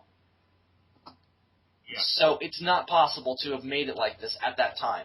Because I think he directly mentions John Chambers in Planet of the Apes. Like, if he had been around, then there would have been some kind of precedent for making something like this, but not at the time. I don't know. There's a lot of stuff about the story of Sasquatch and about the stories that I still find compelling. Even with the birth of the internet and people, a lot of people talk about how the birth of the internet was the death of stories like this, and I don't agree. I still find a lot of this stuff extremely compelling, and definitely possible. But Adam, why don't you tell us the story that relates directly to something that happened to you? I've told you this story before, Bill. I know, but not on recording. Yeah, I mean, this was probably one of the scariest moments of my life. Mm-hmm. I was going to put this down on my two lies, one truth thing as being the truth one. Oh, so you want to save it then? No, because the one that I'm going to tell you for the truth is just too fucking rich. Okay. That I don't want to give up. Okay, so then tell the story now then. I got a deer. I shot a deer. And my father, my grandfather, and I were skinning it. It was hanging up in his garage, which he lives in the middle of the woods, and we were skinning it. And our car was parked directly outside of the garage. He has a huge garage. It has, like, the doors can open and stuff like that, so the car can park in there, that kind of garage. Mm-hmm. And we hung the deer up so we could literally just slowly peel off the pelt so we can get to the flesh. And we hooked my dog outside, and he barks.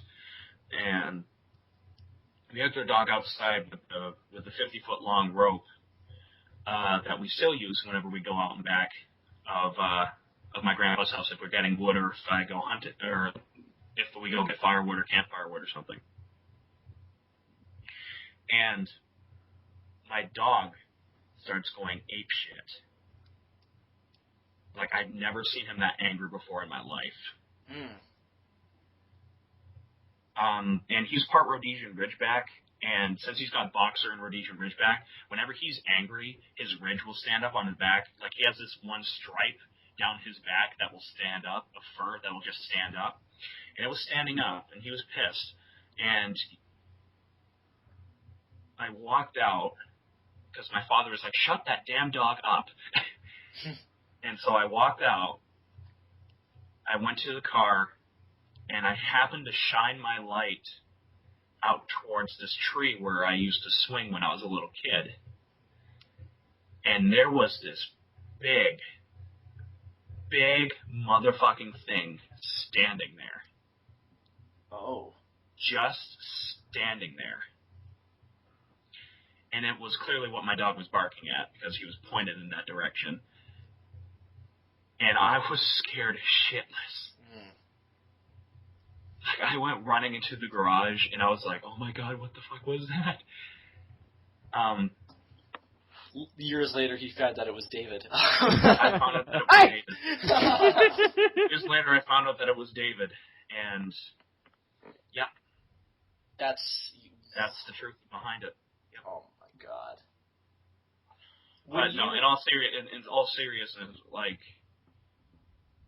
I don't know how else to describe it, because, like, my grandpa was like, oh, it was probably a deer or a bear or something, and I was like, this thing was clearly on two legs, whatever it was, and it was huge. Are you sure it wasn't a weather balloon? Actually, no, now that you mention it, I'm pretty sure it looked exactly like a weather balloon. Are you sure it wasn't swamp gas? Adam, when you saw it, how was it? Just a shadow, a silhouette, or was there detail? Well, I shined the light out towards it, and it, like, just caught it. And I caught what looked like two legs. Big legs. Right. Oh, so okay. Did you see the shape in its entirety, like a full silhouette, or? Definitely something standing up on two legs. Okay. And was it bigger? It was bigger than a normal person, because the tree limb that the swing used to go on is still higher than me. And I'm 6'4", 6'5", depending on how straight I'm standing. And it was a lot taller than that. Holy shit! That's fucking. I would shit my pants. I was scared shitless. How long did this encounter last? Like seconds? Oh god, it only lasted seconds because I ran. Right. I ran like I don't think I've ever run that fast. You abandoned your dog to fend off against this monster. Well, no, because we were right there. Oh. So it doesn't matter what happened. Because to be honest, what I was expecting, if something was out there, I was expecting either another deer or a moose. Because my dog hates moose. Oh, okay. He hates moose, and I think it's because they really smell bad. Moose reek. Well, so does Bigfoot if you believe the reports about their odor. Did you smell anything? I'm glad to know that our mascot has. Well, you know why? You know why I didn't smell anything though? Why? It's because I was so used to smelling the blood and the flesh from the deer. Oh, I see. Okay. And believe it or not, I actually think that. I think that's if it was a Bigfoot, which I'm not going to say if it was or it wasn't, because I don't know. I believe that whatever it was, that's what it was attracting it. Right. Oh God, I can't even like. Whew. David, you were going to ask something. What were you going to ask? To the best of your memory, was it humanoid shaped? As I said, it was standing on two legs. Like bears, I've gone bear hunting. I know what bears look like. I know what bears look like when they're standing up. They have short legs. Right. This didn't have short legs. How thick and long were these legs? Since those were the only things you probably saw more detailed than the rest of the body.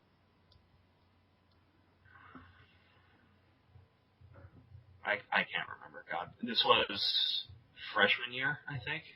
Oh, so this was a couple of years ago then. Yeah. I thought this was like childhood. I actually thought this was longer ago. No. Well, I can tell you another story. Ooh. Where we went out and back to the woods. This is what happens when you live in southern Canada. Yeah. So what else happened? This story, I don't really remember too much of it, other than the fact that I remember my father saying, "Let's go, let's get out of here." We were walking. He says I had a friend with me that day, one of my friends, Joey, with me, but I can't remember that, like, at all. I just remember hearing footsteps. How old were you? Probably 7 or 8. Okay, so this is a long time ago. Yeah. And we were going there's trails out in back of my house. During Lake of Death, there's a scene, that horrible scene with the campfire. Oh, okay. And Archer walks up and says, "What's the plan?" And then they say, "We're hoping they're going to cross the lake. We're hoping by boat." That scene. Mm-hmm. There's another trail that breaks off of that and goes up even further behind the place, and there's this huge motherfucking tree there that that the person who hunt out back there, Jim, he always set up a tree stand there, and I always loved walking up there because there was a nice trail going up there, had a great view and everything. Mm-hmm. And I still like going up there. I do. I usually go up there when we're filming. Like, actually, the opening of Lake of Death, the very first scene of Lake of Death was filmed right around there, right around this location. And I know that my father had my dog Goldie with us, because he always took Goldie, and we never had to keep her on a leash because she was that good of a dog. And we heard something walking in the brush.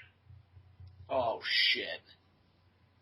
And it was loud. I remember it being loud. I remember hearing something walking in the brush, and it was fucking loud. And I remember Goldie getting unbelievably close to us. Oh. And whenever Goldie got close to us, that means something bad was close by. Or that means, like, she was either scared or she was trying to protect us. And that's all I really remembered. I remember my dad saying, "Let's go, let's get out of here now." And we hightailed it out of there pretty quick. Does your dad believe in Bigfoot? Yeah. Okay. Oh, my God. My dad's the one that got me into it. So, Adam, let me ask you this. Was there, and I know that you don't really remember it that well, but to the best of your memory, do you remember seeing the brush move? My dad said he saw something step over the rock wall out back there. Oh, so your dad saw it? Apparently. Oh, my. But you specifically, did you see, like, the trees move? No, I didn't. I remember hearing something walking. That's all I remember. Oh. And I remember being freaked out the entire way back because I was just like, because I kept remember seeing my dad turning around to look. Oh. I remember seeing when we were walking down, because it's kind of on a hill, but it's not too steep, but I remember every, like, certain amount of feet or whatever, like, he would suddenly stop and turn around and then continue walking. Had you heard it up to that point? No. After we got out of there, we couldn't hear it. Okay, so your dad had probably been tipped off like there's something following us. Well, I think that Dad saw it. Oh, I think Dad saw something. You know what I honestly thought it was? And it wasn't until my dad, who only recently told me, that he said he thought he saw something. I thought it was a moose. I did. I thought it was a moose. And because it was during the rut, and male moose during the rut are insane. Right. They are fucking sane. And that's why I thought my dad told me to hightail out of there. And Goldie never liked moose either. Dogs don't like moose. They just don't. And I think it's because, A, they're huge, and B, they stink. This is why Adam has never actually had a pet moose. This is why I've never had a pet moose. No, he's tried. Dude, that's... Well, we kind of had one. His brother wound up getting hit out in front of our house, but then he wound up sticking around for quite a while. Dylan, I remember you and I were talking once, and you were, like, convinced that Adam had it in his house. A moose? Yeah, so I don't remember when this was, but you were like, and you would be able to call it with, like, a whistle, and you could ride it. I thought you were like fucking Gandalf. You could just, like, go outside and whistle, and this moose would come to you. Saddle. I'll be like Teddy Roosevelt. Teddy Roosevelt, Sasquatch Slayer. Fuck yeah. Man, I love his story. It's gotta be made. His story is creepy because he says he never saw it, but he heard it.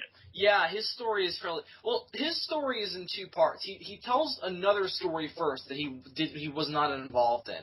And it was a story I've heard before. Those who don't know what we're talking about, Teddy Roosevelt was a believer in Bigfoot. And as you all know, Teddy Roosevelt was the great outdoorsman. He was a very big endorser of wildlife. What's the word? National parks. I almost said natural. I was like, what? National parks. Natural parks. He was a big supporter of all that. He was the great outdoorsman. And was also apparently in a famous picture of Abraham Lincoln's body being driven through the streets of New York as a child. I learned that recently. That's fucking weird. Anyway, so he tells this story in his book, which I believe is called The Great Outdoors or something. Yeah, I've read it. Yeah, and he talks about a creature. I don't think he calls it Sasquatch. He never called it Sasquatch. He just called it like the creature, right? Or he just referred to as like the thing, right? Yeah, exactly. Yeah. And he specifies it by talking about Native Americans, and that's where you know what he's talking about. Yeah. And he tells two stories. He tells one about this. I forget the guy's name. I remember it starts with a B. These two guys who went camping, and one of them went away from the campsite for a little while, and he came back, and his friend's throat was cut, and there were footprints all around the campsite. Yeah, that's the one. Yeah, I've heard that one. Yeah, I've heard that one, and I've seen like an artist's rendition of it. Oh God. And that was the first part. That was a story that was told to him. Where's that picture at? The picture of the artist's rendering? Yeah. I could try and find it. Adam, I don't remember the second story, so why don't you go ahead and tell that one? Yeah, the second story was that Ted and one of his friends, or maybe even a few of his friends, I can't remember, they were around a campfire in the middle of the woods, and suddenly they kept hearing these screams coming from all around them, not just from one place, but like all around them. And like apparently Teddy grabbed his gun. It was like ready for anything, and a few rocks were thrown, but they never saw what was doing it. But he said after that he would never, ever ridicule somebody who says they think they've seen a Bigfoot after that. Right. So like, we need a president like this. Right? Right? We need a president who endorses Bigfoot. His book is called The Wilderness Hunter. Okay. All right. Where is this fucking picture? See, I found the picture that Adam used as the image for one of our videos, in which Teddy Roosevelt is assaulting a Sasquatch with a fucking assault rifle, and he's holding an American flag, and the trees are burning. But where is this artist rendering?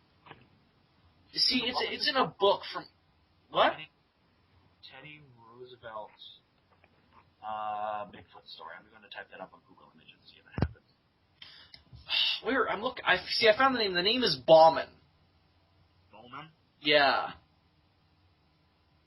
Bauman. Oh God damn it! Where is this fucking story? Or where's the fucking image? Here, let's try this story. Bowman Bigfoot encounter. I'm going to type that up. See if anything hot comes up. Because I remember seeing a fucking picture. So in case you haven't noticed, audience, Bill and I are rather huge Bigfoot enthusiasts. I was about to say Bigfoot and I are rather huge Bill enthusiasts. Adam and Bigfoot are good friends. They hang out all the time and discuss whether or not Zazubaar is real. Oh my God, that's fucking great. Oh God, that sounds like a fucking sitcom. Bigfoot and Adam. As they ride through the snowy forest on their pet mooses. Hey Dylan, moose is the plural and the singular. I don't fucking care. You didn't know that? I knew that. He was fucking kidding. Oh yeah, sure. That's what he says. Okay, I didn't say meese. Oh, I love that one so much more. Meese. Oh my God, that's fucking terrifying.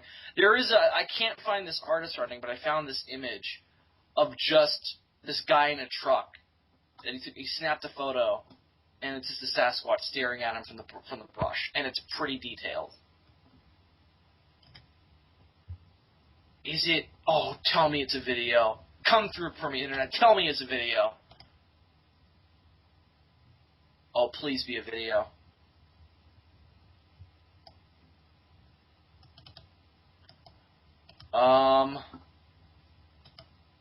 Is this a video? No. Fuck. Alright, I'll send you I want to see this image, yeah. I'll send you the picture. I just can't get the video. Fuck. Okay. This is a pretty freaky looking picture. Especially because you can, see the outline of the face. Oh. Show it! I'm getting it there! David, aren't you a pretty big Bigfoot enthusiast, too? Yeah, I am. I just you caught me at a break. Oh yeah, I've seen this one. I think it's fake. Even if it is, it's still pretty creepy. It is creepy. Yeah. I'm not going to deny that, but That's pretty creepy. The arms are way too short. That's why I thought it was fake. Well, the thing that makes me question it is the face looks too gorilla-ish. Yeah. It could also kinda- be. It looks kind of digital to me. It does. The whole Yeah, thing- a the little whole bit. thing- It looks a little fucked with. But I remember you and I were talking, Bill, and I just happened to be scrolling through my Facebook feed, and of course, I've liked Fox News, and Oh yeah. they said Bigfoot, recent Bigfoot video, and I was like, Fox News is reporting a Bigfoot video, but I clicked it, and they showed the entire video, and I typed it up on YouTube to get the entire video, and I showed it to you, Bill, and I still don't know what the hell was in that video. Yeah, it's pretty legit. And then the video that freaks me out the most, Bigfoot isn't even in. But I showed you this one also, Bill. It's these two campers out in the woods, yeah. and the guy goes out with his camera, And you and see he's like, "We've been listening to this thing screeching for like the last hour." Yeah, I remember that one too. That's another horrifying thing. And you just hear it in the background screaming. Yeah, that's the other thing that creeps me out about Sasquatch stories is just the screeching that people Scream freaks me out. Like, when we did the Afterthoughts of Finding Bigfoot? Yeah, the thing you used in the intro, yeah. Yeah, that scream always freaked me out. Always freaked me out. There's one that I heard, I don't know if you guys are familiar with the show Ancient Mysteries. It was in early 2000s. I love Ancient Mysteries. Done on A&E. And they did, and it was hosted by Leonard Nimoy. It's kind of a sequel show to In Search Of from the 70s. Yep. And it's hosted by Leonard Nimoy, and they did one on Sasquatch, and it's fucking awesome. I can actually, would you guys like to see the video with the Bigfoot screaming? Yes, because sure. that video freaks the living crap out Yeah, of me. all these videos and images will hopefully be linked in the description. At least the video. I'm not sure about the images, but the video will definitely be linked in the description. If you guys want to follow along. So in that there's this recording of something screaming, and they play it over this artist rendition of what somebody perceives as a Sasquatch, and it's a weird looking version because it's like it looks it's white. The face is small, and the mouth is gigantic. And I watched this video as a kid, and whenever I think of that scream, that's the image I think of, and it creeps me out. I remember I had a friend over, we were watching this movie, and that part comes. And my friend lived down the street, and when he starts hearing the scream, he ran home and never came back to my house that day. That's how creeped out he was by it. Yeah, that's creepy. He was a pussy. No, shockingly, I'm not friends with him anymore. Anyway, so yeah, that one always creeped me out. Adam, any luck finding it? I think I just did. Okay. Hold on, I'm gonna listen to it. But it legitimately freaks me out. Yeah. Found it. That's how we know. He's like, ah! Found it. Anyway, Andres and Dylan, I'm sorry if this conversation is not exactly to your guys' yeah, sorry, but me and Adam are in Bigfoot mode. That's all right. It's all right. I totally understand. We really need to do another Bigfoot chat now. We do, because I'm in the mood now, because I'm writing mountain. I know. Well, you know what? Yeah, it was like, Bill, if you need help writing, please let me help you with Mountain Walker. Yeah, Mountain Walker is You should totally take a scene from my experience when I was a kid and just. I was literally thinking of that, and I have the exact place to put it. Yeah, I love this. I I love this YouTuber's profile picture. I think it's supposed to be a Bigfoot, but it looks more like Chewbacca. I was thinking the exact same thing. Just listen to the fucking video. Yeah, listen to it, because it's the whole thing, or just is there like a certain part we need to skip to? No, it plays. He's screaming throughout the entire thing. Ooh. So far, it's very quiet. I'm at the 32-second mark. You can't hear it? Everybody shut up and let Andres hear. Andres, you gotta listen close. It's faint. You seriously can't hear it? Oh, I hear it. I love when the guy comes in. Very strange voice. Yeah. And then he goes, it's been going on for like a minute now. And then all of a sudden it roars again. Almost sounds like the wind, like in a hurricane. No, it doesn't. Let me just point this out. Nothing in these woods makes that fucking noise. I can totally imagine this sound coming from like a Disneyland audio animatronic, like from from Matterhorn. Nah, I think it's a weather balloon. It's swamp gas, clearly. Cigarette smoking man. Last morning, packing it in. Think about it. Dylan is going to be the cigarette smoking man of the William Stone universe. It's just a weather balloon. He just walks away. Instead of smoking cigarettes, he sucks Molly. Roars like that in the woods. Like, if I heard that roar while I was hunting, I would get the fuck out of there. Yeah, that would totally send a chill down my spine. Turns out it was Russell Crowe. He was caught in a bear trap. Oh, Adam, guess what I rewatched 2 nights ago? What? Abominable Snowman of the Himalayas. Oh, it's such a good movie. My father hates it, but I love it. Oh, it's such a good movie. It's one of the more accurate portrayals of Bigfoot I've seen. Or Here's why. Yeti. It's a Hammer horror movie, and it's one of the few horror movies about a monster in which the monster doesn't kill anyone. Everybody in that movie who dies, and a lot of people die by their own fault, or by the fault of another person, and that's the message of the movie. That these creatures are seeking out their last hope for survival in these rocky fucking mountains. And because of man, being man the destroyer, Peter Cushing calls them, that's why they look so old. Because there's this one shot at the end where you see their face very briefly, because you don't see them throughout the whole movie. You just see their face very briefly. And it's this very sad-looking old face, and that's Peter Cushing. No, I didn't think it looked sad. I thought it looked really wise and peaceful. That's the point, yeah. Well, rewatching it, you can tell why they didn't show it a lot of the time, because the makeup is not superb, but it's enough where they put all their money into that one shot, and it looks like, I'm better than you. Go die. And they literally just leave, and they leave Peter Cushing to his own devices. They actually kind of help him, because they move him. Yeah, they do. They move him. Yeah. They move him to a place where his wife can find him.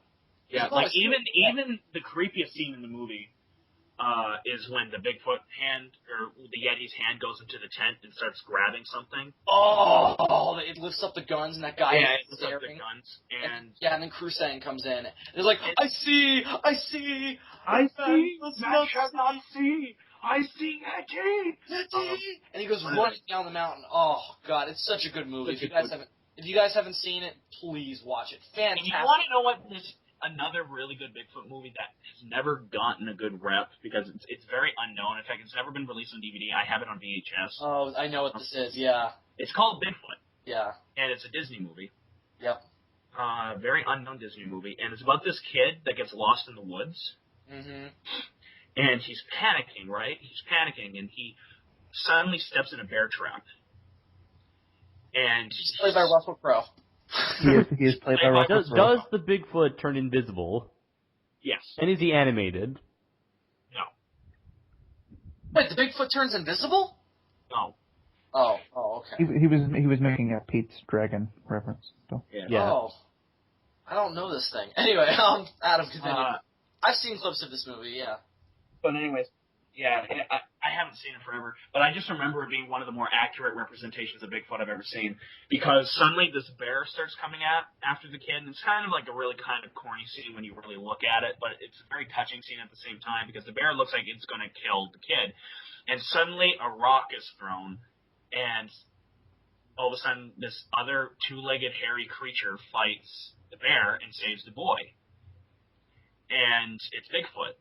And basically that the Bigfoot and the boy become friends kind of deal, and like Bigfoot takes care of the kid and helps him help his leg heal until, he can get back to his parents. It's actually a really good movie. There's a movie that came out recently, like fucking 15 years ago. And it was a similar story, but it wasn't with Bigfoot, it was with a grizzly bear. Yeah. I can't remember. I remember because it was on a Crocodile Hunter VHS that I have from my youth. It's one of the first tapes I ever bought, and I got it. I got it at the same time as Godzilla 1985, and that's why I remember it so well. Anyway, so all this Bigfoot talk aside, this has been a pretty good pod, but it's time, once again... Oh, actually, it's not. I have to do the theme song. I'm sorry. Andres, are you ready? Yeah. Okay, hang on. I have to get the music up. I forgot. It's a TV movie. Okay. It's a TV movie? Yeah, that's why. Oh, okay, that makes sense. I just can't get this image of Russell Crowe in the woods caught in a bear trap out of my head. And like the screaming that guy's actually hearing is actually him just like saying, "Help me! I'm trapped in the woods and I can't find Hugh Jackman." And my son was sent to another planet. You know Russell Crowe is a big believer in UFOs?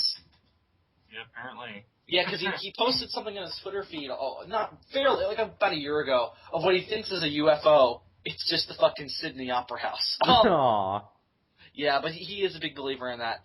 Anyway, so now that we're about 2 hours in, it is time once again for the general news update with Andres Perez.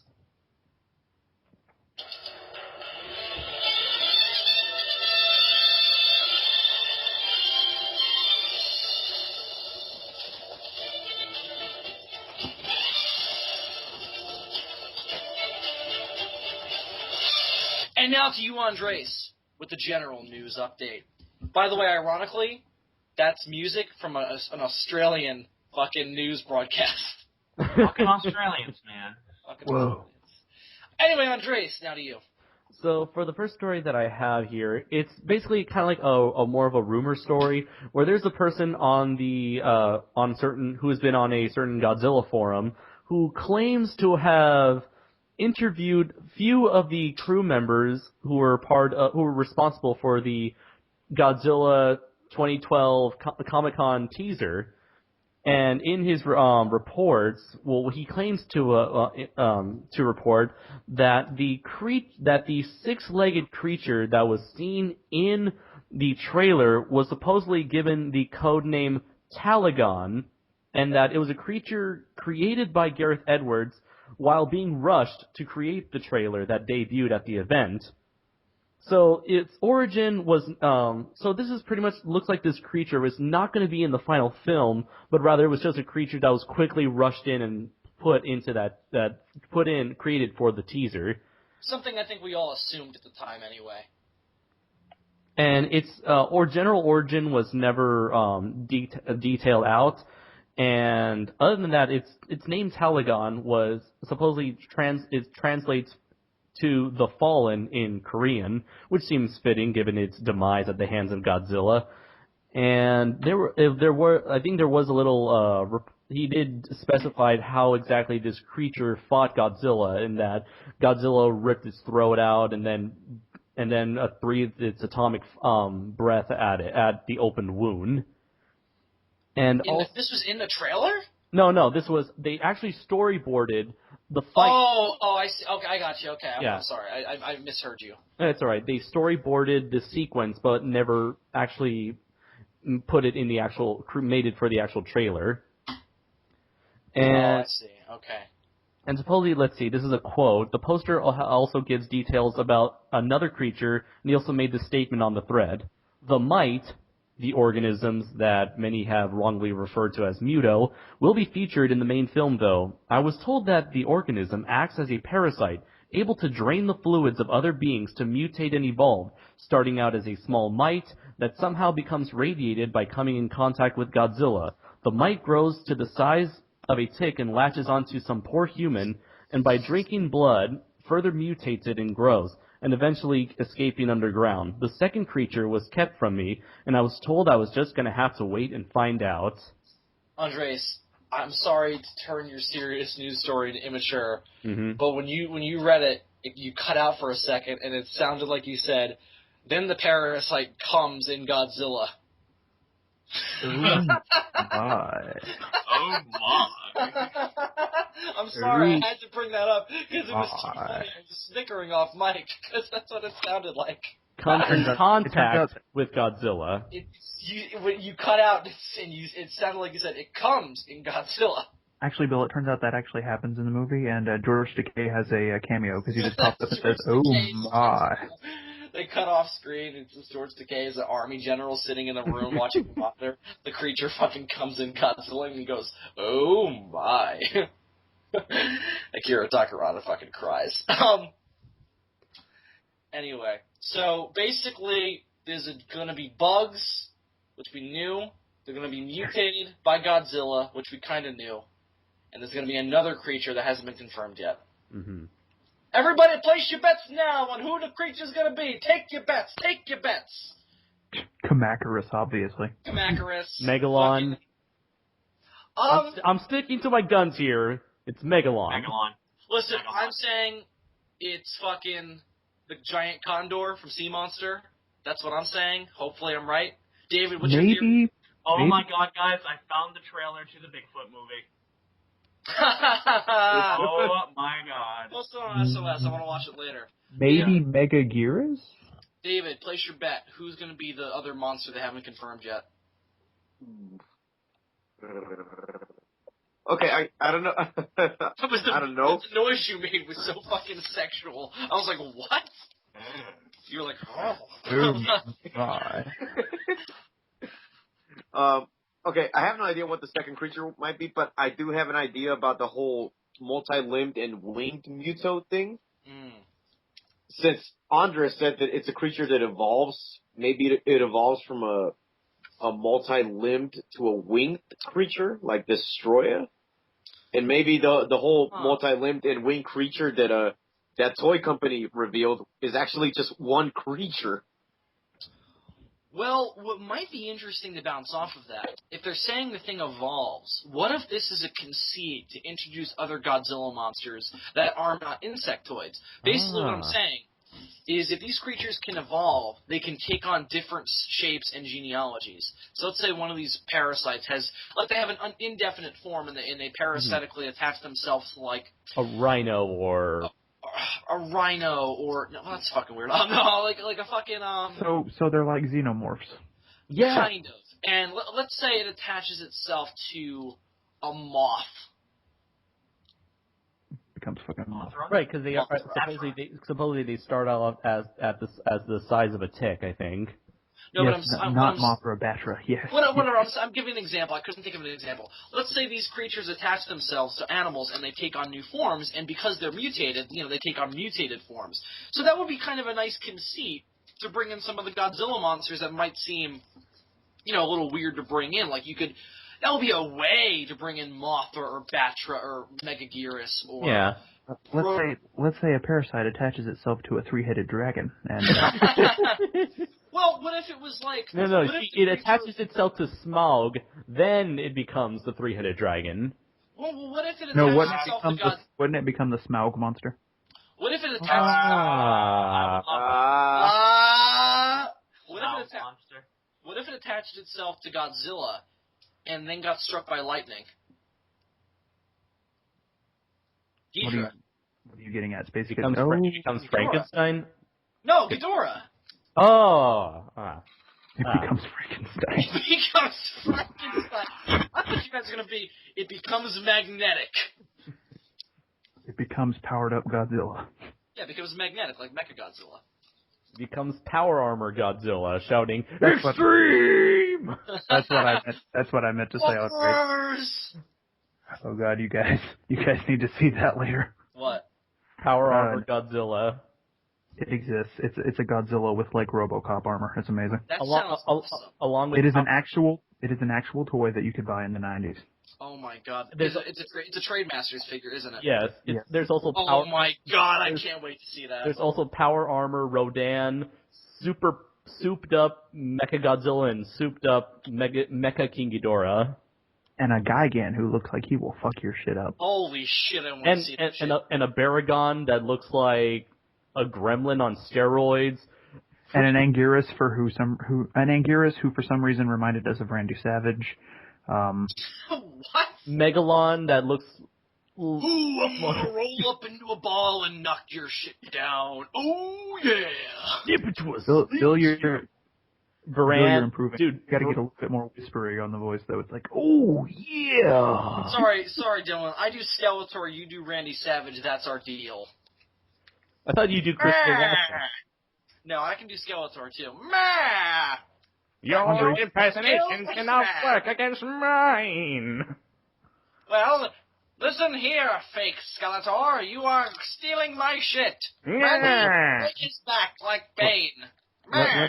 Let Andres do Randy Savage. I like his better than mine. But if you ever need a Darth Vader, Oh, Darth Vader, Darth Vader. Skeletor, and Randy Savage. I did a Darth Vader voice last night, you guys, but it was just literally kind of like my voice deeper, except every now and then I would insert a Wait, last night? You mean Thursday? yeah, Thursday, whatever. Oh, okay. That was last night. That was last night. It's not 12 o'clock yet for me, anyways.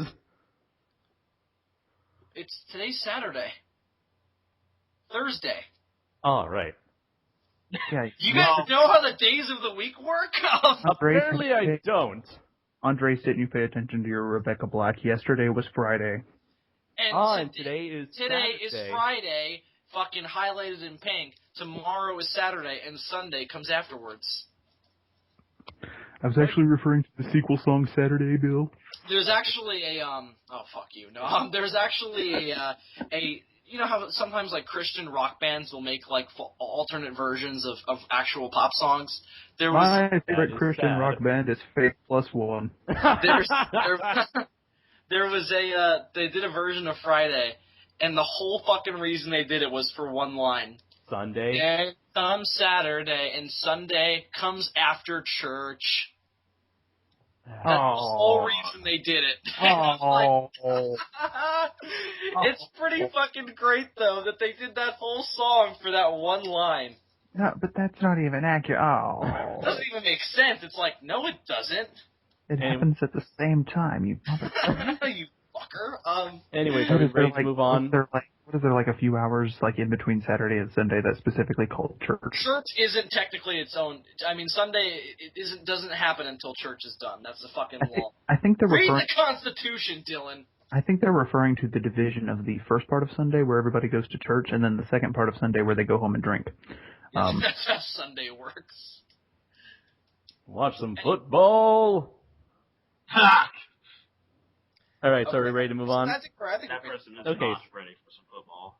So, anyways, this is the next story that I wanted to share with you guys. I'm sending you the image, the link to the image right now. Where you remember back a while ago, where there was a leaked image on Amazon that showed this package that was supposedly a novelization of Godzilla that supposedly came with a toy with lights and sound. Light and sound. And now that toy has actually been leaked to the internet, and I just sent you the link a while ago. So this is pretty much, I think, our first real look at the merchandise for Godzilla, or at least the first image of Godzilla in a three-dimensional merchandise form.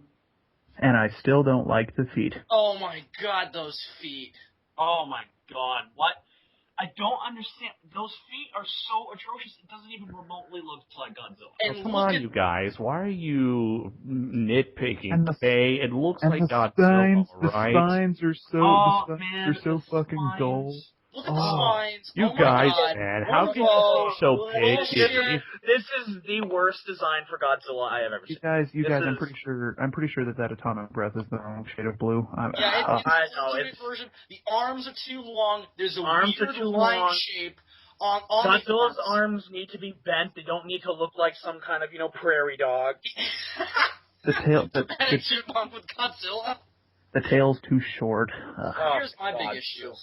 There's a strange line pattern on the hands. There is. It bugged me. God. Do you see this? Do you see this? This weird like coloration on his torso. There seems to be like a lighter color making some sort of strange pattern. Mm-hmm. Yeah. You know what it reminds me of? It The looks scar? like the scar from Godzilla Tokyo SOS. That's pretty cool. I wonder if this is a sequel. No. All joking aside, do you guys know? All joking aside, I'm fine with it. It's Godzilla. That's all that Excellent. matters. Yeah. Yep. As I told Andres, take this toy, miniaturize it, put it on a keychain. I will buy it. Yeah. I will Okay. buy the fuck out of it. That being said, Those feet. Yeah, The I feet. love the design. I'm fine with it. But what Those the fuck is up feet. with the... Yeah, what's going I on? have no problem with the feet at all. Why? They're like... I just don't. For one thing, at least they're not T-Rex feet. No, that's... Yeah, okay, yeah. that's, This Yeah. is true. That's This is fine. very true. true. Yeah. Yeah. But they look like elephant feet. They look like that. Number That's my two, problem. at least they're not thunder thighs.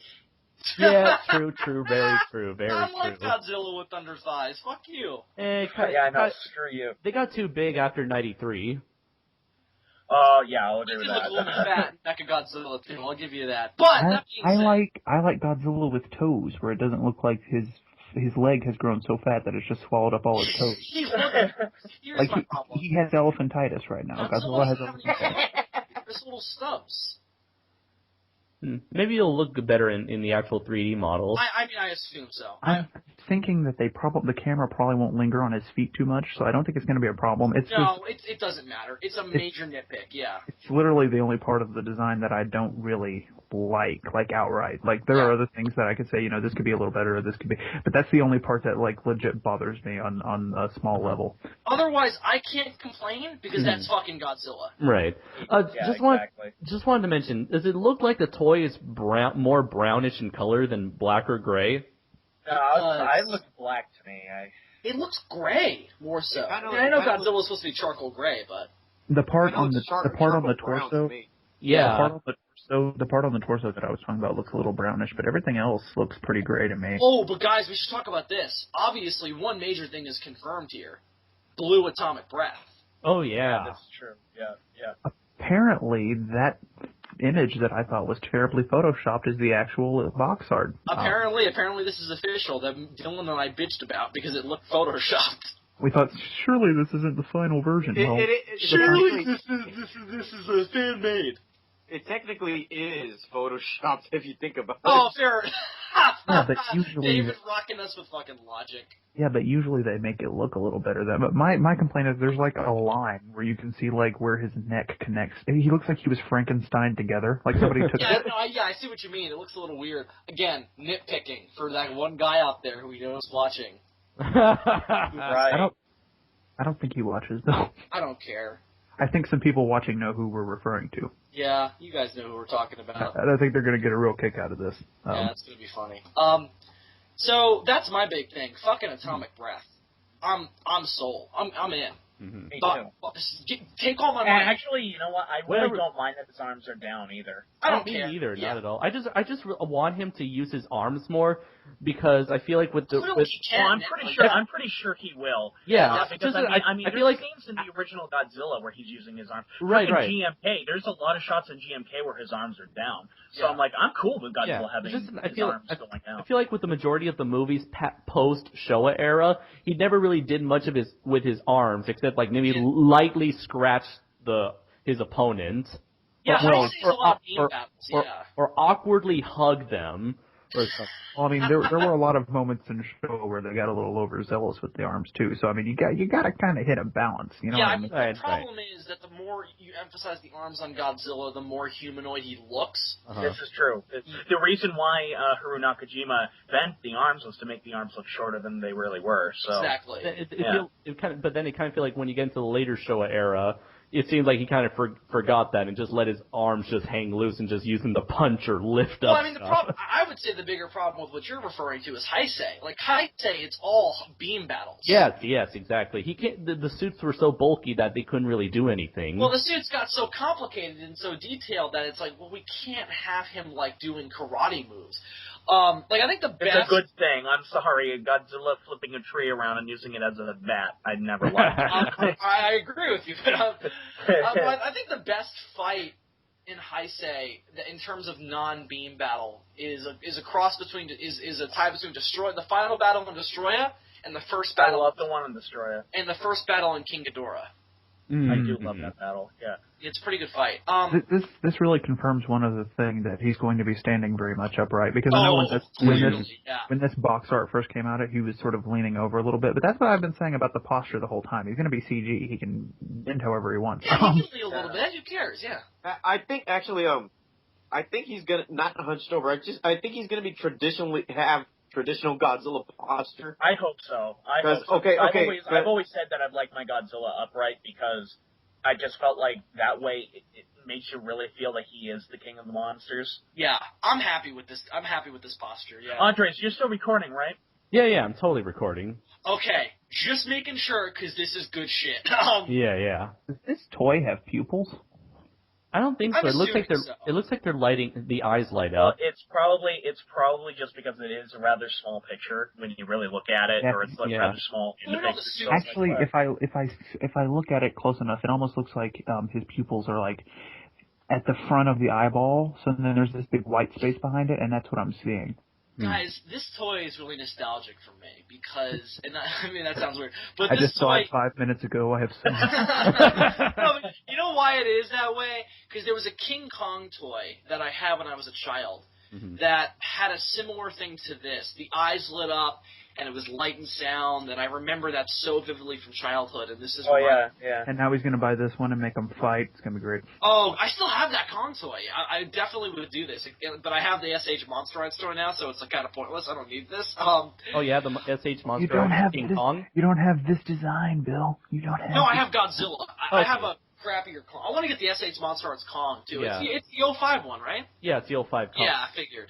Wait till SH Monster Arts does a legendary Godzilla figure. They probably I want one. Oh, don't give me hopes that might not be satisfied. late. Anyway, to put the naysayers to rest on our thoughts on the design, I'm satisfied. Yes. too. Fully satisfied. You guys don't like beam battles? No, I do. like I'm them, saying. but I feel like they can be overused. It's kind of like with Dragon Ball Z. There needs to be a Yeah, mix I was of. about. Yeah, I was I about agree. to make that There's compare. I was about to make that comparison. The early episodes of Dragon Ball Z are very much a lot of martial arts mixed in and high speed fight scenes. That's why I love Dead Zone so much. And then you get to later DBZ and it's just like beam after another. That's what makes the Boo Saga so boring, is it's just constant Kamehameha, Spirit Bomb, blah, blah, blah. And it's fine, but the problem is if it goes on too long, it gets boring. Usually you're not really seeing a lot of monster fights. You're just seeing animation. God. Guys, What? finish what you're going to say because I need to say this. I think we were finished. I'm done. I said my piece. Yeah. So, while you guys were talking about it, when I wasn't participating, I was watching the Patterson footage. I know, whatever, I'm still on Bigfoot. And I suddenly found the Michigan Dogman footage, which if you don't know what that is, it's a fake video. Shit, yeah! It's fake, but it is fake, but it's freaky. Then suddenly there's this video next to it, which I will send you guys the link, called Real Werewolf Footage from Germany in 1942. Oh my fucking god. What am I looking at? Please send it. Ooh. Speaking of strange footage, and this has nothing to do with werewolves or Bigfoot, but Bill, have they seen the Charlie Chaplin thing? Oh, I have to show you guys the time phone. Okay, Guys, seriously, look at this video. Okay, watch this quick. 1942. The year after the Wolfman. I will put this in the description for those of you watching. I finally What gonna get a the werewolf hell? by Nazis. What did they shoot? What the hell is that? This is in pretty stunning color for 1942. Actually, you know what? That makes sense because Germany had better cameras than anywhere else in the world. No, he's talking about the modern opening. Oh, the modern opening? Oh, sorry. If you guys want to see what I'm talking about, skip to 2 minutes and 20 seconds. Okay, 2 minutes, 20 seconds. What the fuck? Okay, now the damn thing has to buffer. Where? They shoot. Alright, I'm at 220. I didn't see it. Keep watching.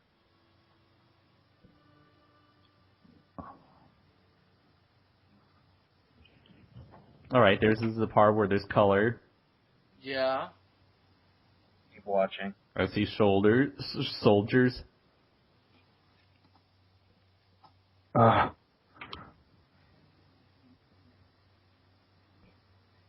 What I see light. the fuck did they shoot?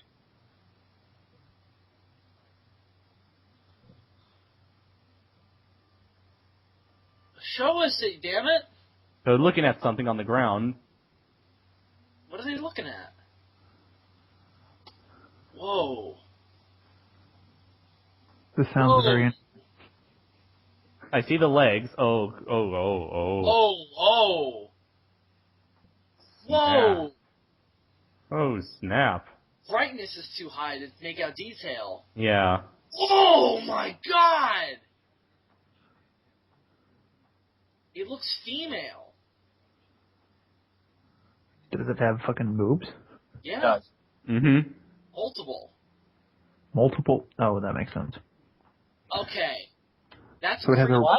It looks So it has like, rows. So it has rows of teats. I'm assuming. I mean, it's got to be fake. It has to. It kind of looks like an animation cell put over the film.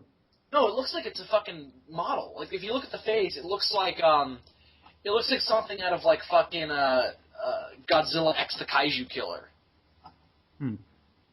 I mean, it is really eerie. I'm like 99.9% sure it's fake though. Me too, But that is pretty freaky. Mm-hmm. Okay, so while we're on this, and before we go to the Andres, this is the last story, right? Right, last story. Okay, I need to show you guys this footage. It's really short. I showed Dylan once. It's called the Charlie Chaplin Time Phone. I love Charlie Chaplin. Okay, Same here. so I love the kid.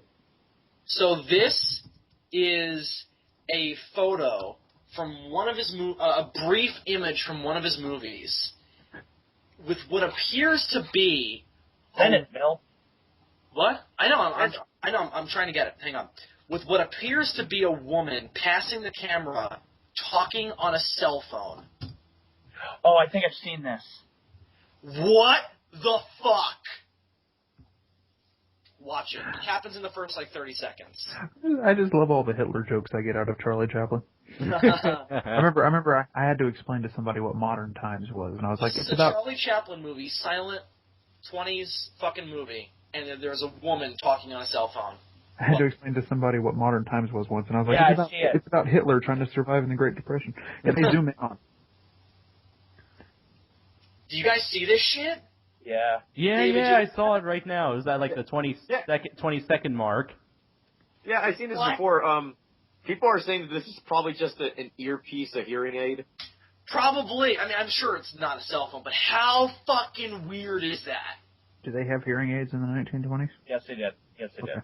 Just making sure. Very they were actually really big, too. She was adjusting her Bluetooth. She's a But it Time looks Lord. like she's talking, She's too. a Time Lord. She's a Time Lord. It's the doctor. And one of his Wait, that's a previous... girl? I think so. It looks like a fat woman. What's that? I've got a reception here. And it looks like she's holding a phone. I love how it's zooming in every time.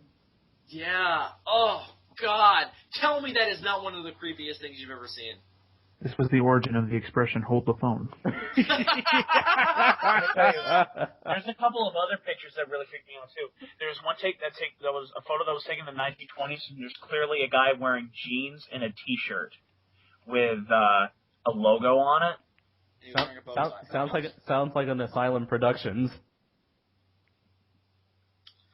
There's some really freaky shit. Oh, I love conspiracy theories. Me too. Oh, man. Conspiracy theories. Andre, Especially when they involve Stanley Kubrick and Yeah, Bill, I was just about to say, it turns out that this Charlie Chaplin footage was filmed by Stanley Kubrick, and Stanley Kubrick is a Time Lord, and he regenerated into David Fincher. you see, the woman with the time phone is actually a metaphor for the evolution of man. No, okay. Stanley Kubrick is a Time Lord. He regenerates. What filmmaker does he regenerate into? Or what filmmaker was he before?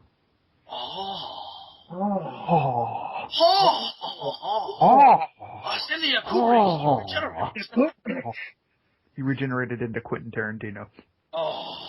Guys, And guys, just listen to this. We're really turning Siobhan right now. He developed a lust for violence.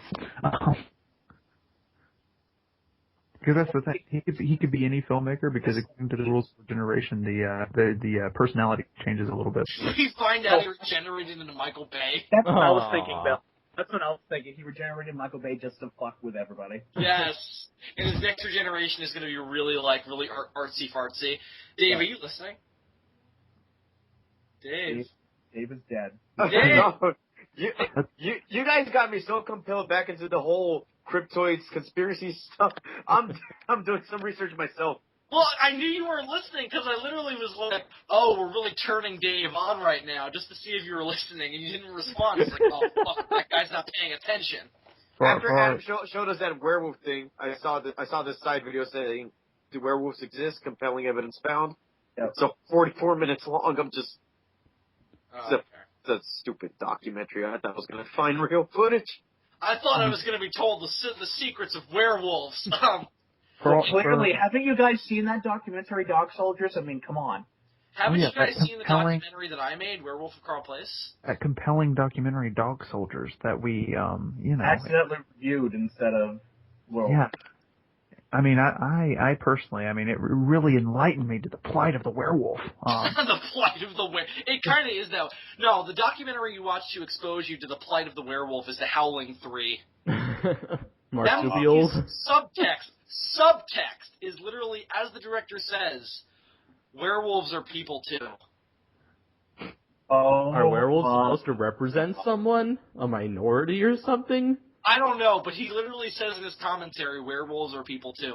Are the werewolves, marching on the White House or something? No. No, but the whole story is that these werewolves in Australia are being experiments done by the government.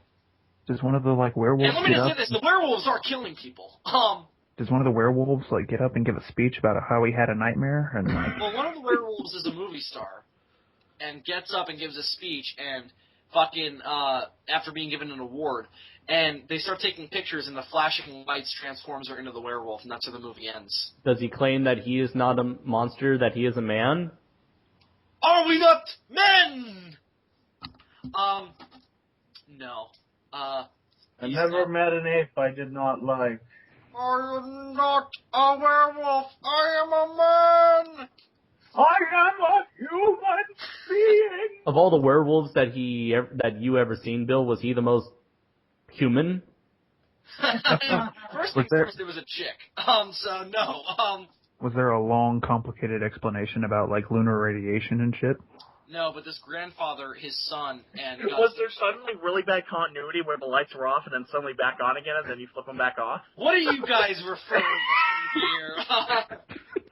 No, but there was a grandfather... Was there suddenly a whole dialogue scene that I couldn't understand a single thing that was going on because the audio was so bad that I literally had to turn my speakers up all the way and I still couldn't understand them all there. Oh, but I No, I'm I'm with an axe. Yeah, there was this noise over it, and I'm pretty sure that they filmed right next to Russell Crowe trapped in a bear's nest.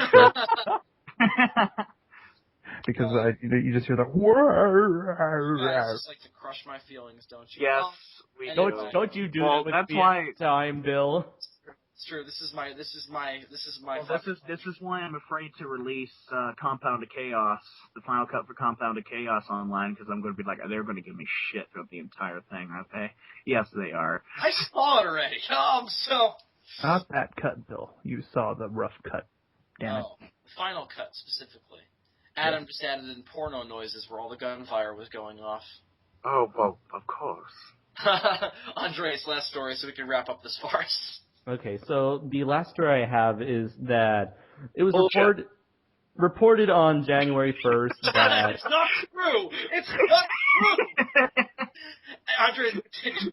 Alright, it was reported on... Lie! I wish I was lying, Dylan. I wish I was lying. Slander. I wish this was slander, man. You I lied! wish it was.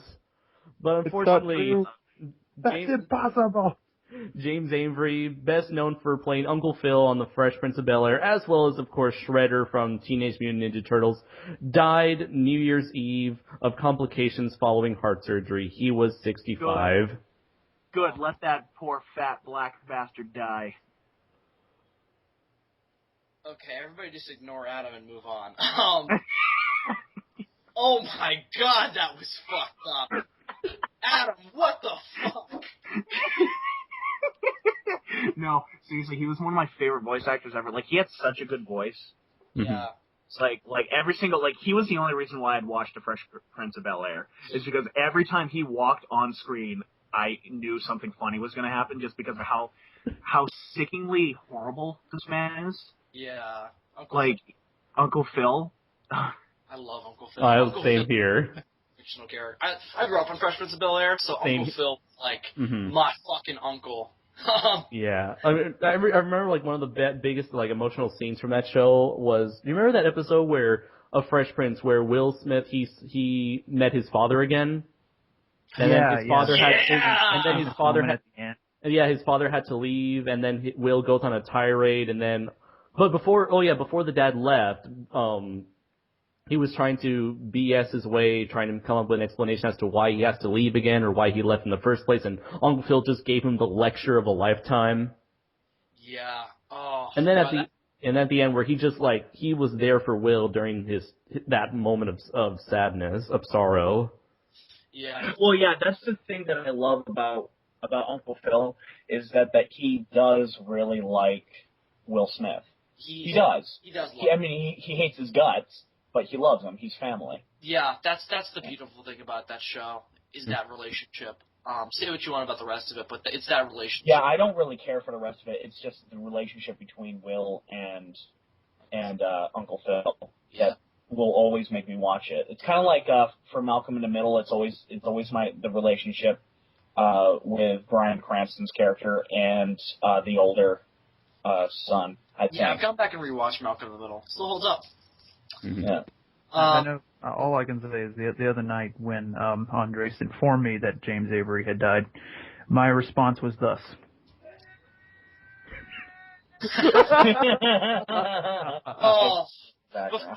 Before it seems like we're making light of a man's death, I think everybody here has a profound respect and admiration for James Avery. Mm-hmm. He was a fantastic actor.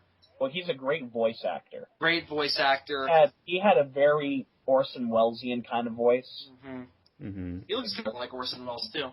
A black Orson Welles. He's a black Orson Welles. I apologize, not for the joke, but for the fact I'm pretty sure that sounded terrible on recording. It did. Anyways, I could barely hear it. I could barely hear that. Anyway, James Avery, wonderful, wonderful actor. We will all miss him. God rest his soul. Shout out for his work on Teenage Mutant Ninja Turtles. Shout out for Shredder. Yeah. Oh, fuck that shit. He's up in heaven now, dining on turtle soup. He's in heaven now, dining on soup. Sweetest thing. Oh, yeah, this is the video that I watched for him, and I could not stop laughing because I was like, I remember every single one of these moments. Especially when he told the girl to leave this you little tramp and tell your mother that your dad has a girlfriend. Oh, yeah, the scene from Fresh Prince. How embarrassing it is to have a son who can't swim. He just rips that like, inflatable toy apart. It's Carlton. I think it's really kind of weird because I've been watching the Beverly Hills Cop movies over the past few days, and he makes a cameo in the first movie, I think. And it was not long after that I found out about that news, and I was like, oh my god, I just saw him in Beverly Hills Cop. Wow. It was weird. Hit the bricks, you little tramp. That's the line. I just love I think it was the last scene in this video I'm sharing, where he tells Will, I'm not going to punish you today. Maybe not tomorrow. Maybe not even next month. Maybe not even next year. I will come up with a way, but until then, be afraid, Will. Be very afraid. Medieval tortures. And all of a sudden, the last scene is he's like 2 months later, and he's like, 3 years later. Yeah. He's reading a book of medieval torture methods. Yeah. I got it! Will! I love Uncle Bill. Will, he's like, oh no, Aunt Viv, don't let me stay here with him. He's gonna eat me. 3 years later, I fucking love it. Yeah. Because that's exactly how everything works. It really is how everything works. Whenever a parent or a relative says, I'm going to get back at you, it's always going to happen so many years later. Mine happened to take place about 5 years. Mine took my whole life. Revenge among family members. It just sort of sits in their gut for like years. And It does. It really does. It's so sweet. Except if you're the one getting revenged upon. So yes, he and James Avery surely will be missed, but his legacy will live on. It's really great when you have like cousins that try to get back at you but are terrible at it. Mm-hmm. Yeah. So Bill, well, that is our tribute to James Avery. Anyway, so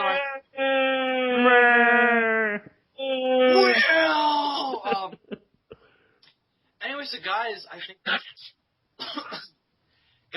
think that's going to do it for this episode of the Sons of Serizawa podcast. Does anyone have anything they want to plug or anything they want to mention before we go? I think I think we in tradition of in the tradition of Uncle Phil, we should throw Bill out the door.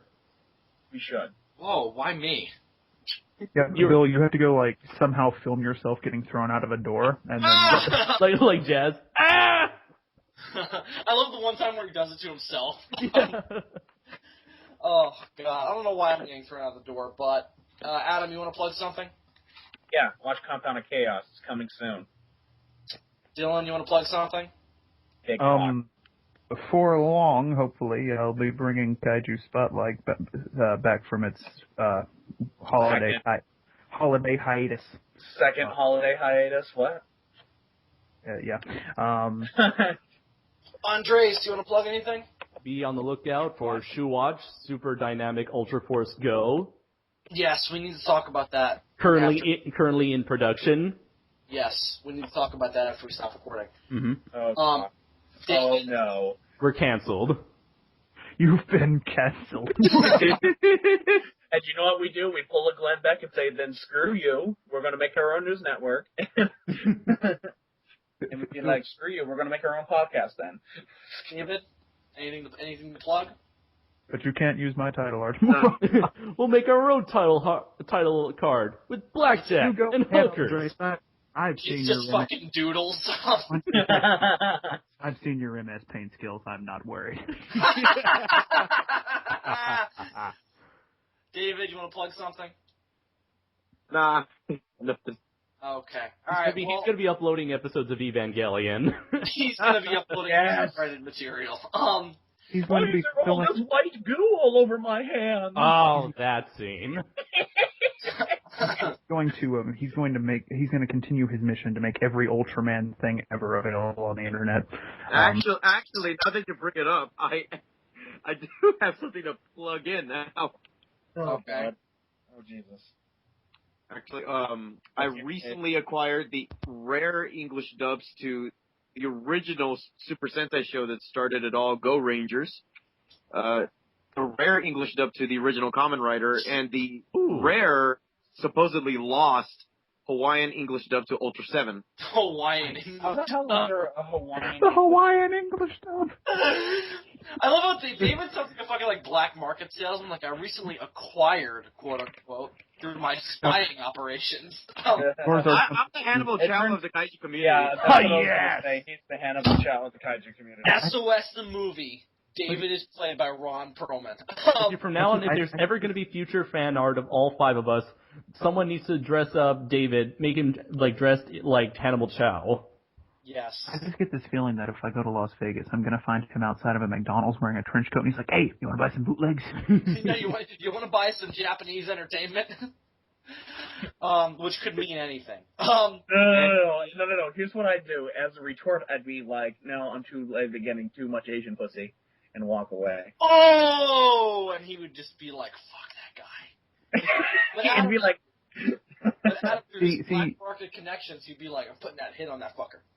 See, it would be hilarious because he was like, "You want to buy some Japanese entertainment?" And he would be talking about bootlegs, but I would be picturing that scene from You Only Live Twice. oh my god. In Japan, men come first, women come second. You have hairy chest. You guys, Gorzar got so mad one time when he was like, "I never actually finished watching You Only Live Twice." And I said, "Oh, so you didn't get to the part where Sean Connery was bathed by half a dozen half-naked Asian chicks?" No. And he was like, "Fuck!" Anyway, so I think that's going to do it for this week's episode of the Sons of Serizawa podcast. I'm Bill Worster, a.k.a. Zazubaar. I'm Gorazard. I'm Adam Knight. I'm Super DM64, apparently. And I'm Andres Perez, aka Kaiju Noir. And until next time, science, sound,